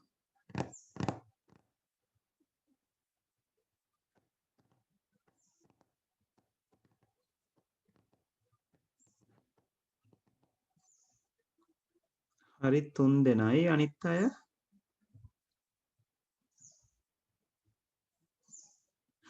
හරි right හරි මං ඒකයි මේ දෙන්නව කොළ පාටෙන් අන්ඩර්ලයින් කරේ ඒ කියන්නේ නාමාවලිය ලැබීම කියන එක ක්‍රියාකාරකමක්. ඇනවුම් කිරීම නැත්නම් ඇනවුම සමාගමට යැවීම කියන එක තව ක්‍රියාකාරකමක්. ඊළඟ වාක්‍යයෙන් කොහොමද කියන්නේ? සමාගමට ඇනවුම ලැබුණු විට. ඒ කියන්නේ කලින් ඇනවුම යවනවා කියන එකට අදාළ කැලලක් තමයි ඇනවුම ලැබුණු විට කියලා කතා කරන්නේ. පාරිභෝගිකයාට ඇනවුම් විස්තරය සහ බෙදා හැරීමේ දිනය සහ වේලාව සහිත ඉන්වොයිසයක් යවනු ලබයි. ඒ කියන්නේ ඉන්වොයිසයක් යැවීම අර කියන ඩීටේල්ස් ටික දාලා ඉන්වොයිසයක් යැවීම එක ක්‍රියාකාරකමක් උතන සිද්ධ වෙනවා. ඊළඟට බෙදා හැරීමේ සටහනක් සමග ගනුදෙනුකරුට භාණ්ඩ ලැබුණු විට. එහෙනම් බෙදා හැරීමේ සටහනක් සමග ගනුදෙනුකරුට භාණ්ඩ ලැබීම. ඕක තව ක්‍රියාකාරකමක්. භාණ්ඩ ටික ලැබෙන ක්‍රියාකාරකම. ගෙවීම සිදු කරනවා නේද? ඔහු හැ ගෙවීම සිදු කරනවා තව ක්‍රියාකාරකමක්. එය සඳහා රිසිට් පතක් ලබා ගන්නවා නේද? රිසිට් එකක් ලබා ගන්නවා කියන එක තව ක්‍රියාකාරකමක්. තේරුණාද? ඒතර සිනාරියෝ එකේ තියෙන ක්‍රියාකාරකම් ටික මම වෙන් කර ගැනීමක් මම මේ කරේ. ඕක තේරුණාද?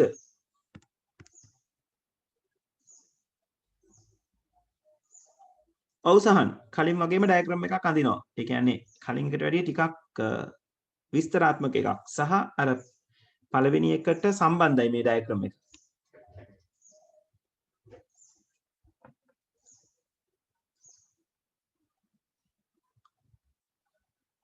right.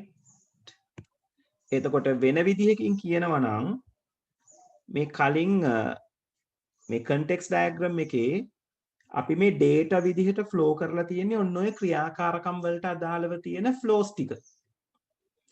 නාමාවලිය ලැබීම, ඇනවුම යැවීම, ඉන්වොයිස් ලැබීම, බෙදා හැරීමේ සටහන ලැබීම, ගෙවීමක් කිරීම, රිසිට් පතක් ලැබීම.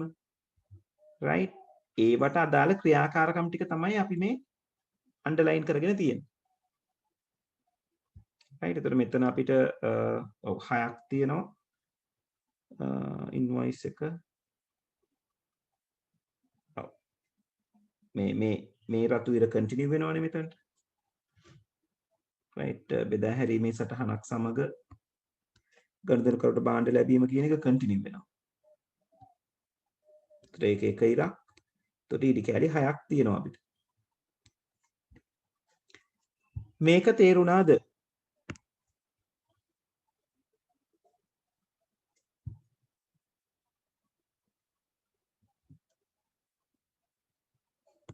දෙවෙනි සෙන්ටෙන්ස් එක කඩාගත්ත විදිහ තේරුණාද? අපි සරලව ක්‍රියාකාරකම් ටික කැඩීමක් මේ කරන්නේ.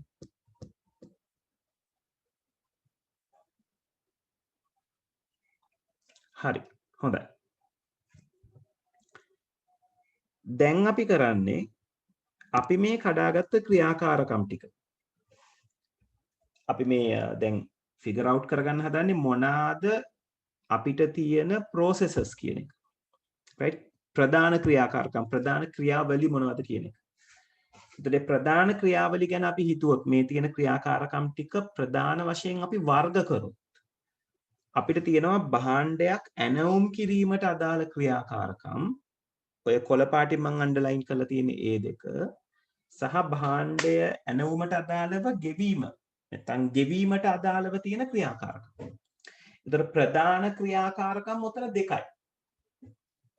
ඇනවුම් කිරීම සහ ගෙවීම.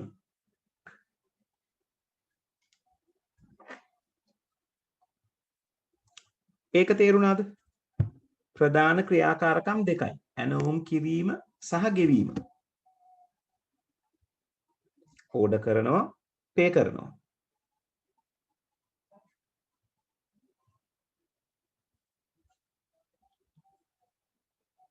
ඔව් ළමයි, ඒක ක්ලියර්ද?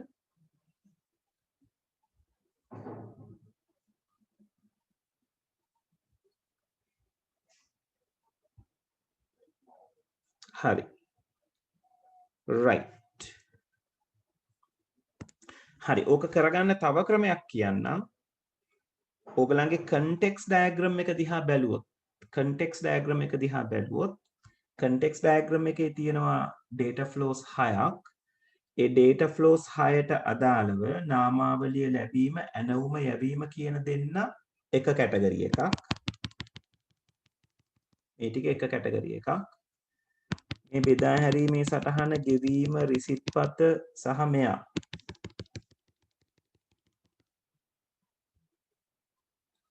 මේ සෙට් එක තව කැටගරි එකක්. ඔයාලට context diagram එකක් තියෙනකොට flows ටික දිහා බලලා තීරණය කරගන්න පුළුවන් මොනවාද කැටගරි කඩා ගන්න කියන එක.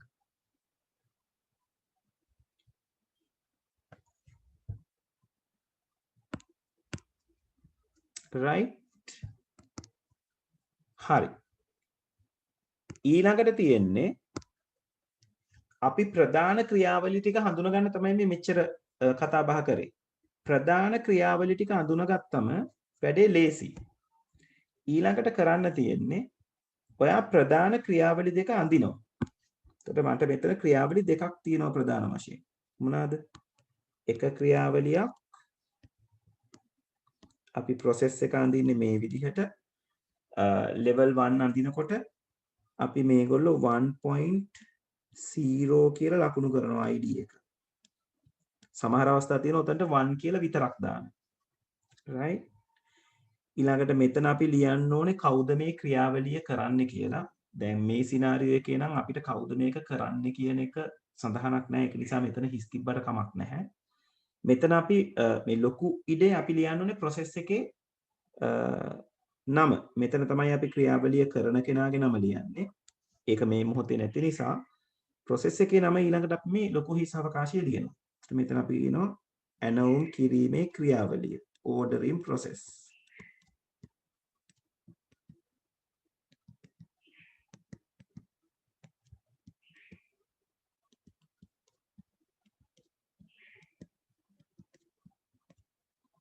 right ඉංග්‍රීසියෙන් order process. මේකත් ලියන විවිධ ක්‍රම තියෙනවා. right හරි. ඊළඟට තව ක්‍රියාවලියක් තියෙනවනේ. අනිත් ක්‍රියාවලිය මොකක්ද? ගෙවීමේ ක්‍රියාවලිය නේද? එයා 2.0 දෙවෙනි ක්‍රියාවලිය. 1.0 2.0 මාරු වෙන්න පුළුවන්. මෙතනට අපිට කරන කෙනෙක් නැහැ. ඒක නිසා අපි මොකුත් ලියන්නේ නැහැ එතන. මෙතන ලියනවා ගෙවීමේ ක්‍රියාවලිය. right payment process. හරි. ඔන්න ක්‍රියාවලිය දෙක ලියාගත්තා. දැන් ඊළඟට තියෙන දේ තමයි context diagram එකේ external entities වල ඉඳලා flow වෙච්ච flows ටික. ඒ කියන්නේ මොකද්ද? මෙන්න මෙයාගේ flows set එක. දැන් අපි අඳින්න ඕනේ හරියටම ඇවිල්ලා වැටෙන process එකට. කියන්නේ හරියටම මේ වෙලාව connect වෙන process එකට අඳින්න ඕනේ. ඒතර නාමාවලිය කොහෙටද? ඇනෝම කොහෙටද? බෙදා හැරීමේ සටහන කොහෙටද? ওই ටික හරියට අඳින්න ඕනේ. right ඒක නිසා මම දැන් ඒක බලාගෙන මේ පැත්තට කොපි කරනවා. නාමාවලිය, ඇනෝම සහ ඉන්වොයිස් එක තමයි මේ පැත්තේ තියෙන්නේ. වම් අත පැත්තේ තියෙන්නේ. ඒතර මගේ පාරිභෝගිකයා ඒ විදිහටම ඉන්නවා.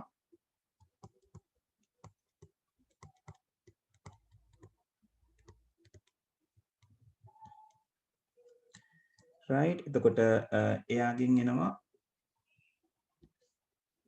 නාමාවලිය යට ඇවිල්ලා ඇනෝම ඇතුළට යනවා. එතකොට නාමාවලිය එනවා ඇනෝම් කිරීමේ ක්‍රියාවලියෙන්. ඊළඟට ඇනවුම යනවා ඇනෝම් කිරීමේ ක්‍රියාවලියට. හරිද? හරි. ඔය කරපු වැඩේ තේරුණාද? මේ කරපු දේවල් ටික තේරුණාද?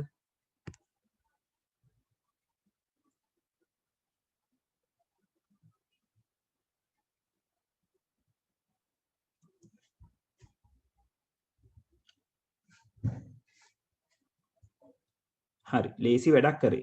processes ටික හොයාගත්තා. අදාළ flow එක අදාළ process එකට flow කරා. අනිත් අය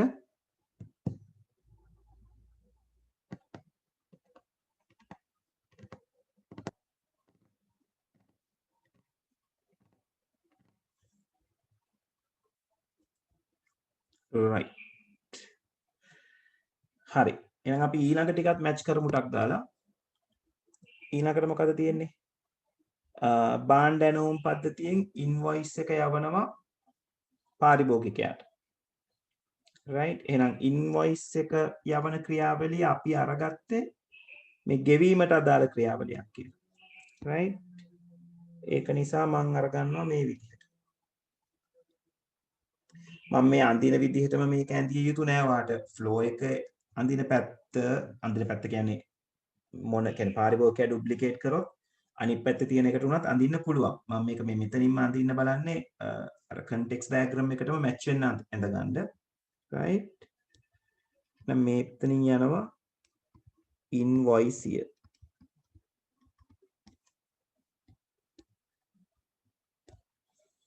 ඊළඟට මම පාරිභෝගිකයා ඩුප්ලිකේට් කරලා තියෙනවා. ඩුප්ලිකේට් කරලා තමයි ඉතිරි ටික ඇඳලා තියෙන්නේ. සම මේ පැත්තට ගන්නවා පාරිභෝගිකයා මෙහෙම ඇල ඉරක් අඳින්න ඕනේ. එතකොට මෙයාගේ ඇල ඉරක් ඇඳෙන්න ඕනේ.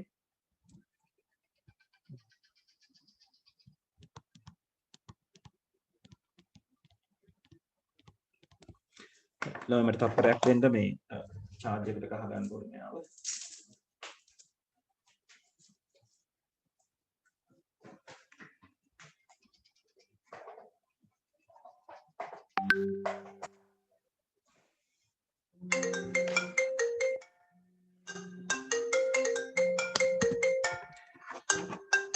ළමයි තව පොඩ්ඩක් ඉවසලා ඉන්න ඉස්කෝලෙන් කතා කරනවා.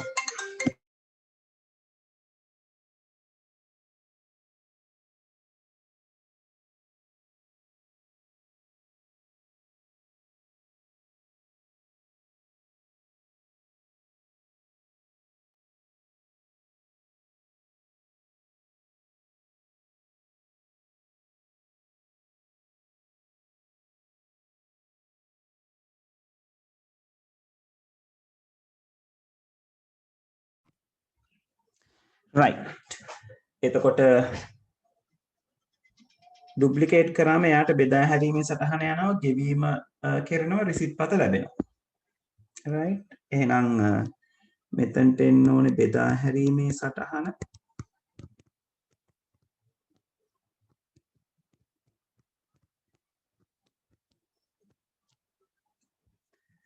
ඊළඟට ගෙවීම සිද්ධ වෙනවා මේ විදිහට.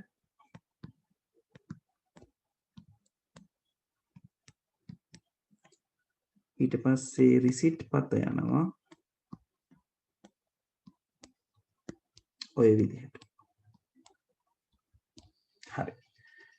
එතකොට ඔන්න අපි සෑහෙන ප්‍රමාණයක් level 2 වල ඉවර කරලා දැන්. තාම ඉවර නෑ ඩයග්‍රෑම් එක. ඒතර මේ සිද්ධ වෙච්ච දේ තේරුණාද? අපි කරේ context diagram එකේ තිබ්බ දේ මෙතනට මැච් කරගත්ත එක.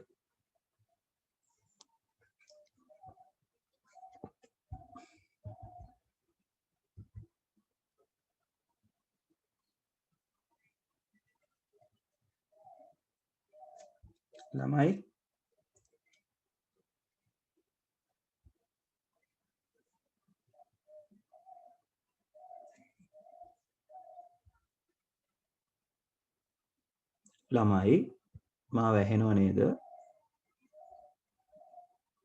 තේරුණාද කරපු දේවල් ටික?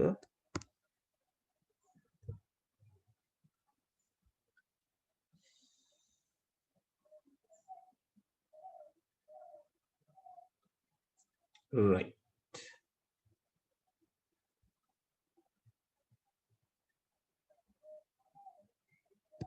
හරි. දැන් මේක කරලා මේ දේ කරාම භාගයක් දුරට අපි වැඩේ ඉවරයි. හැබැයි මෙතන ගැටලුවක් තියෙනවා. දත්ත කියන එක, data කියන එක originate වෙන්න පුළුවන් තැන් දෙකයි තියෙන්නේ. එකක් තමයි external entity එකක් කියන තැන. ඒ කියන්නේ මේ diagram එකේ නම් පාරිභෝගිකයා කියන තැන. එහෙම නැත්තම් data store එකක් තියෙන්න ඕනේ. කියන්නේ දත්ත ගබඩා කරලා තියෙන තැනක් තියෙන්න ඕනේ. මේ process එකක් ඇතුලේ දත්ත ගබඩා කරලා තියන්න බෑ. process එකක් කියන්නේ ක්‍රියාවලියක්. එතකොට දත්ත තියෙන තැනින් අරගෙන ඒකට අදාළ ක්‍රියාවලිය සිදු කිරීම තමයි ක්‍රියාවලිය ඇතුලෙන් පෙන්වන්නේ. ඒක නිසා අපි දැන් මේ ඩයග්‍රෑම් එක මෙහෙම කම්ප්ලීට් කරගත්තම මෙහෙම කම්ප්ලීට් කරගන්නවා කියන්නේ මොකද්ද? ප්‍රධාන ක්‍රියාවලි ටික අඳුන ගන්නවා, කන්ටෙක්ස්ට් ඩයග්‍රෑම් එකේ තියෙන ෆ්ලෝස් ටික ක්‍රියාවලි වලට සම්බන්ධ කරනවා. ඊට පස්සේ ඕගොල්ලෝ මෙතන හොයලා බලන්න ඕනේ මෙන්න මේ කියන දේ. ඔයා හොයලා බලන්න ඕනේ මේ process එකකට එන දත්ත ඉපදෙන තැනක් තියෙනවද? ජෙනරේට් වෙන තැනක් තියෙනවද? right? ඒ කියන්නේ process එකකට එන සහ process එකකින් යන දත්ත ජෙනරේට් වෙච්ච තැනක්. නැත්තම් ගබඩා වෙච්ච තැනක් තියෙනවද? එක්ක ජෙනරේට් වෙන්න ඕනේ, එක්ක ගබඩා වෙලා තියෙන්න ඕනේ. right? එහෙනම් අපි දැන් හොයන්න යන්නේ මේ ගලන දත්ත උපදින තැනක් හරි ගබඩා වෙලා තියෙන තැනක් හරි තියෙනවද කියලා. right? අපි එකින් එකට බලමු. පාරිභෝගිකයාට නාමාවලියක් එවනවා සිස්ටම් එකෙන්. ඒතර මං කිව්වා process එකකට දත්ත ගබඩා කරලා තියන්න බෑ. එතකොට මේ නාමාවලිය නේද? ආපු තැනක් පේන්නේ නැහැනේ. දැන් process එකේ ඉඳලා තමයි නාමාවලිය එන්නේ. නමුත් process එකකට දත්ත තියාගන්න බෑ. එහෙමනම් process එක කොහේ හරි ගබඩා කරලා තියෙන තැනකින් නාමාවලිය ගන්න ඕන.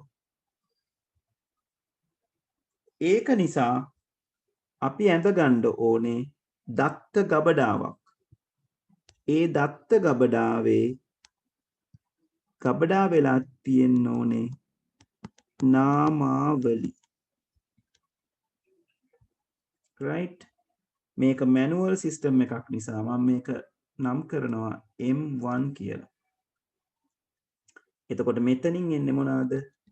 නාමාවලිය. මේ කරපු දේ තේරුණාද? නාමාවලිය පාරිභෝගිකයාට එනකොට ඒක ගබඩා වෙච්ච තැනක, ඒ කියන්නේ process එකට ඇනෝම් කිරීමේ ක්‍රියාවලියට යාව හදන්න බෑ. එතකොට එයා කොහේ හරි ගබඩා කරලා තියෙන තැනකින් තමයි ගන්න ඕනේ. ඒක නිසා අපිට දත්ත ගබඩාවක් වුමනා වෙනවා. මේක තේරුණාද?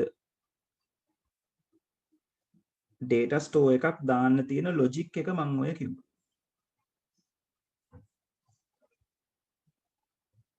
හොඳයි. අනිත් අය එක්කෙනෙක් confirm කරා? right, good. හරි. දැන් ඔන්න ඔය බේසිස් එක තියාගෙන, ඔය පදනම තියාගෙන අපි අනිත් හැම ෆ්ලෝ එකක්ම චෙක් කරනවා. හරි. බලන්න දැන් නාමාවලිය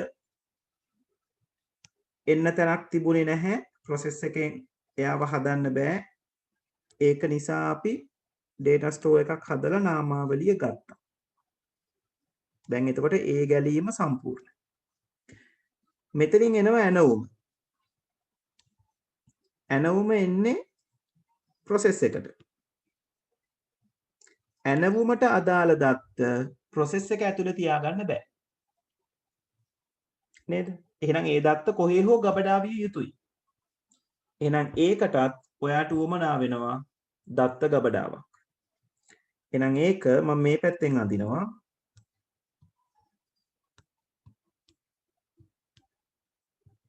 දෙවෙනි දත්ත ගබඩාව, මෙයාගේ නම ඇනවුම්.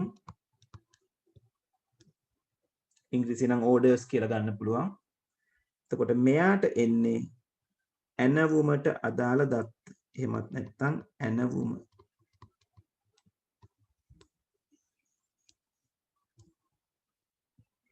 right? එතකොට ඇනවුම ආවා. ඇනවුමට අදාළ දත්ත මෙතන ගබඩා වුණා. right? ඔන්න එතකොට ඇනවුම කියන data flow එකත් හරි. කලින් තිබුණේ මේ ඇනවුම process එක ගාවට එනකම් විතරයි. එයාව දැන් ගබඩා වෙන විදිහ හැදුවා. එතකොට ආපු දත්ත ටික ගබඩා වුණා. ඊළඟට සිද්ධ වෙන දේ.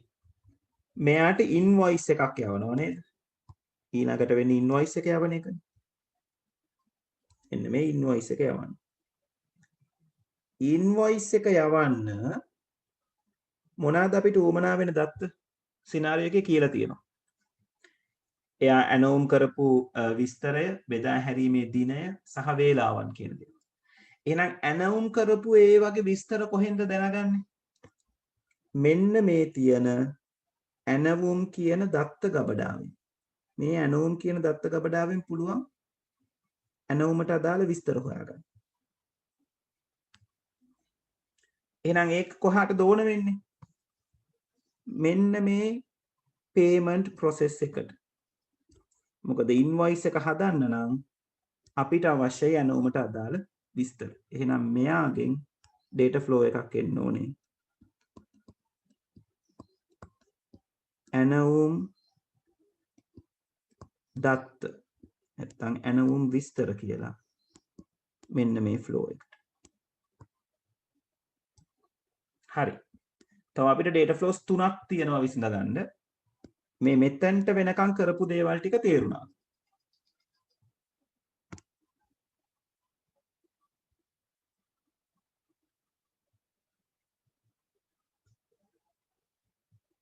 නාමාවලිය යවන්න උවමනා වුණා. නාමාවලිය ගබඩා කරපු තැනක් හැදුවා. එතනින් ගත්ත යවුව. ඇනවුමක් ආවා. එයාගේ දත්ත ටික ගබඩා කරන්න උවමනයි. process එකේ තියාගන්න බෑ. ඒක නිසා ඇනවුම් වලට දත්ත ගබඩාවක් හැදුවා. ගබඩා කරා. ඉන්වොයිස් එක යවන්න ඕනේ. ඉන්වොයිස් එක යවන්න ඇනවුමේ විස්තර ඕනේ. ඒක නිසා ඇනවුම් දත්ත ගබඩාවෙන් ඇනවුමේ විස්තර ගන්නවා payment process එකට. අරගෙන ඉන්වොයිස් එක හදලා යවන්න. ඕක තේරුණාද? එක්කෙනෙක් කන්ෆර්ම් කරා අනිත් කට්ටිය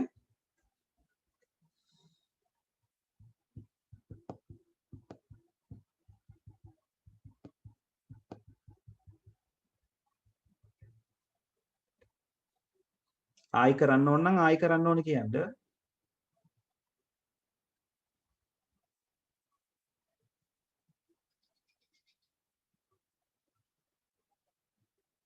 හරි නියමයි. හරි ඊළඟ තුන් දෙනෙක් විසඳගමු. එතකොට වැඩේ ඉවරයි. බෙදා හැරීමේ සටහන delivery note බෙදා හැරීමේ සටහනක සාමාන්‍යයෙන් තියෙන්නේ දැන් ඔයගලන්ට සාමාන්‍යයෙන් නේද ගෙදරට deliveries ඇවිල්ලා ඇතිනේ. ඔය පොඩි පොඩි දේවල් අනුම් කරාම විශේෂයෙන් ඔය පික්මි හරි Uber හරි ඒවෙන් එනකොට ඒගොල්ලෝ රිසිට් එකක් අරගෙන එනවා. ගෙනත් දුන්නා කියන එක සහතික කරන්න. අපෙන් සමහරලාට සිග්නේචර් එකක් අරගෙන යනවා. ඒතකොට මේ බෙදා හැරීමේ සටහනේ තියෙන්නේ ඒ අරන් එන කෙනා මොනවද අරගෙන එන්නේ? මොනවාද පාරිභෝගිකයට දෙන්න අරගෙන එන්නේ? එතකොට පාරිභෝගිකයාට දෙන්න අරගෙන එන දේවල් තියෙන්නේ ඇනවුමට අදාළවනේ. ඒ කියන්නේ ආයෙත් සැරයක් ඔයාගේ ඇනවුම් දත්තම තමයි ගන්න තියෙන්නේ. නේද? මේ ඇනවුම් දත්තම අරගන්න ඕනේ බෙදා හැරීමේ සටහන හදා ගන්න. ඒතකොට ඒකට අපි වෙනම data line එකක් අඳින්නේ නැහැ. මෙයා already තියෙනවනේ. ඒක නිසා මෙයා තියෙනවා ඒක මත පදනම් වෙලා අපිට පුළුවන් බෙදා හැරීමේ සටහන ජෙනරේට් කරගන්න. ඒ කරලා පාරිභෝගිකයාට දෙන්න පුළුවන්. ඊළඟට පාරිභෝගිකයා බෙදා හැරීමේ සටහන දිහා බලලා එයාට යොපු ඉන්වොයිස් එකක් බලලා දැන් ඉන්වොයිස් එකක් පාරිභෝගිකයා ගාව තියෙනවා. මෙතනින් ඉන්වොයිස් එක හම්බ වෙනවනේ. මේ ලයින් එක දිගේ එයාට ඉන්වොයිස් එක කල්ැතුවම හම්බෙලා තියෙනවා. බලන්න ඉන්වොයිස් එකේ අගය බලනවා, ගෙනාපු දේවල් බලනවා, රයිට් මට කියපු දේවල්ම නම් එවලා තියෙන්නේ. මෙයා ගෙවීම කරනවා. එතකොට ගෙවීම කරනකොට දැන් ඕගලන්ගේ පොතේ තියෙන, ඒ කියන්නේ මේ ටියුට් එකේ ඇති ගෙවීම් වලට අදාළව මම මුකුත් data flow එකක් ඇඳලා නැහැ. මේ data store එකක් ඇඳලා නැහැ. ඒක අපිට උපකල්පනයක් විදිහට ලියන්න පුළුවන්. ගෙවීම ගෙවන අවස්ථාවේ process එක ඇතුළෙම receipt පත generate වෙනවා කියලා කියන්නේ. generate වීමක් නෙවෙයි, ඒ අවස්ථාවේ ගෙවීමේ detail ඒ මොහොතේ අරගන්නවා මේ process එකට මේ පැත්තෙන්. මොකද ගෙවීමට අදාළව මුදල් කීයක් දෙනවද කියන එක දෙන්නේ පාරිභෝගිකයා. එතකොට මෙතනින් පාරිභෝගිකයාගෙන් දත්ත generate වෙලා එන්නේ ගෙවීමට අදාළව. ඒක හම්බ වෙනවා මේ process එකට. ඇනවුමේ දත්ත තියෙනවා මේ පැත්තෙන් අරගන්න පුළුවන් නැවත වතාවක්. ඔය දෙක පාවිච්චි කරලා රිසිට් පත ජෙනරේට් කරනවා. ඒ කියන්නේ මේක ගබඩා කිරීමක් කරන්නේ නැහැ කියලා උපකල්පනයකට එන්න පුළුවන්. රයිට්. ඒතර ඒක උපකල්පනයක් විදිහට ලියවෙන්න ඕන. රයිට්. දැන් මගේ ඩයග්‍රෑම් එකට අදාළව මම උපකල්පනයක් ලියන්න ඕන. උපකල්පනය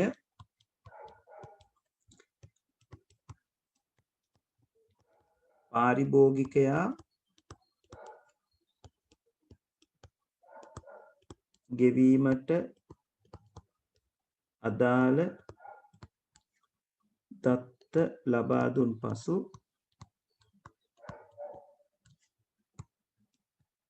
එය ගබඩා නොකර රිසිට් පත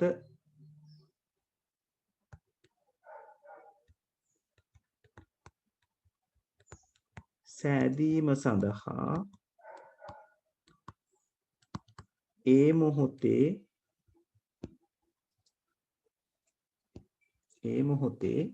භාවිතා කරයි.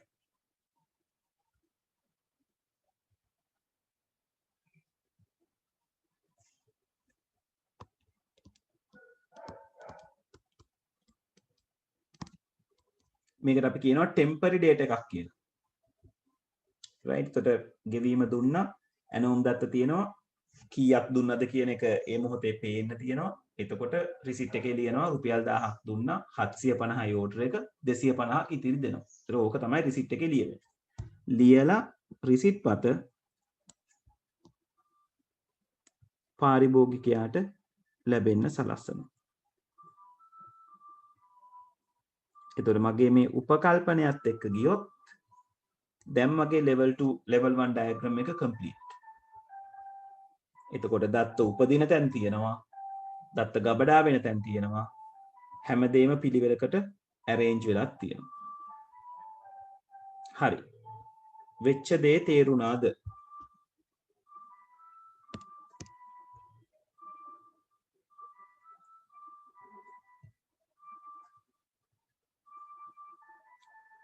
ඔව් ළමයි, වෙච්ච දේ තේරුණාද?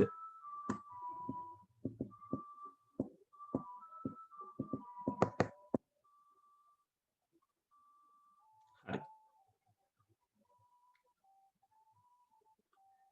රයිට්. එතකොට කවුරු හරි කෙනෙක් මේ උපකල්පනය පාවිච්චි කරන්නේ නැතුව මෙහෙම කියන්නත් පුළුවන්. ඒක මම රතු පෑනෙන් අඳිනවා. මොකද ඒක ඩයග්‍රෑම් එකට පිටින් සෙට් වෙන්න පුළුවන් කොටසක් මම මේ කියන්නේ. ගෙවීම සිද්ධ කරාම ගෙවීමට අදාළ දත්ත ගෙවීම් දත්ත ටික ගබඩා වෙනවා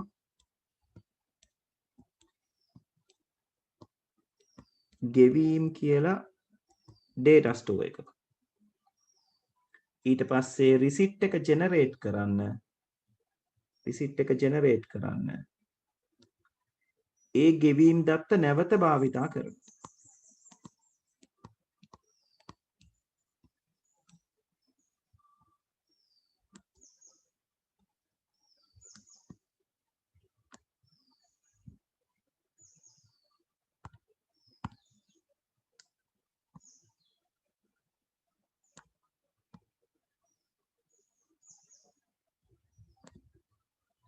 right. එතකොට කෙනෙකුට මෙහෙම අඳින්න පුළුවන්. එතකොට මේ රතු පාට අවස්ථාවේදී මේ උපකල්පනය අදාළ වෙනවද? අදාළ වෙන්නේ නැහැ. මේක ලියන්න අවශ්‍ය නැහැ එතකොට. මොකද එතකොට එයා පෙන්නලා තියෙනවා ගෙවීම කරාම ගෙවීමේ දත්ත ගබඩා වෙනවා. ඒක නැවත භාවිතා කරනවා රිසිට් පත සෑදීම සඳහා.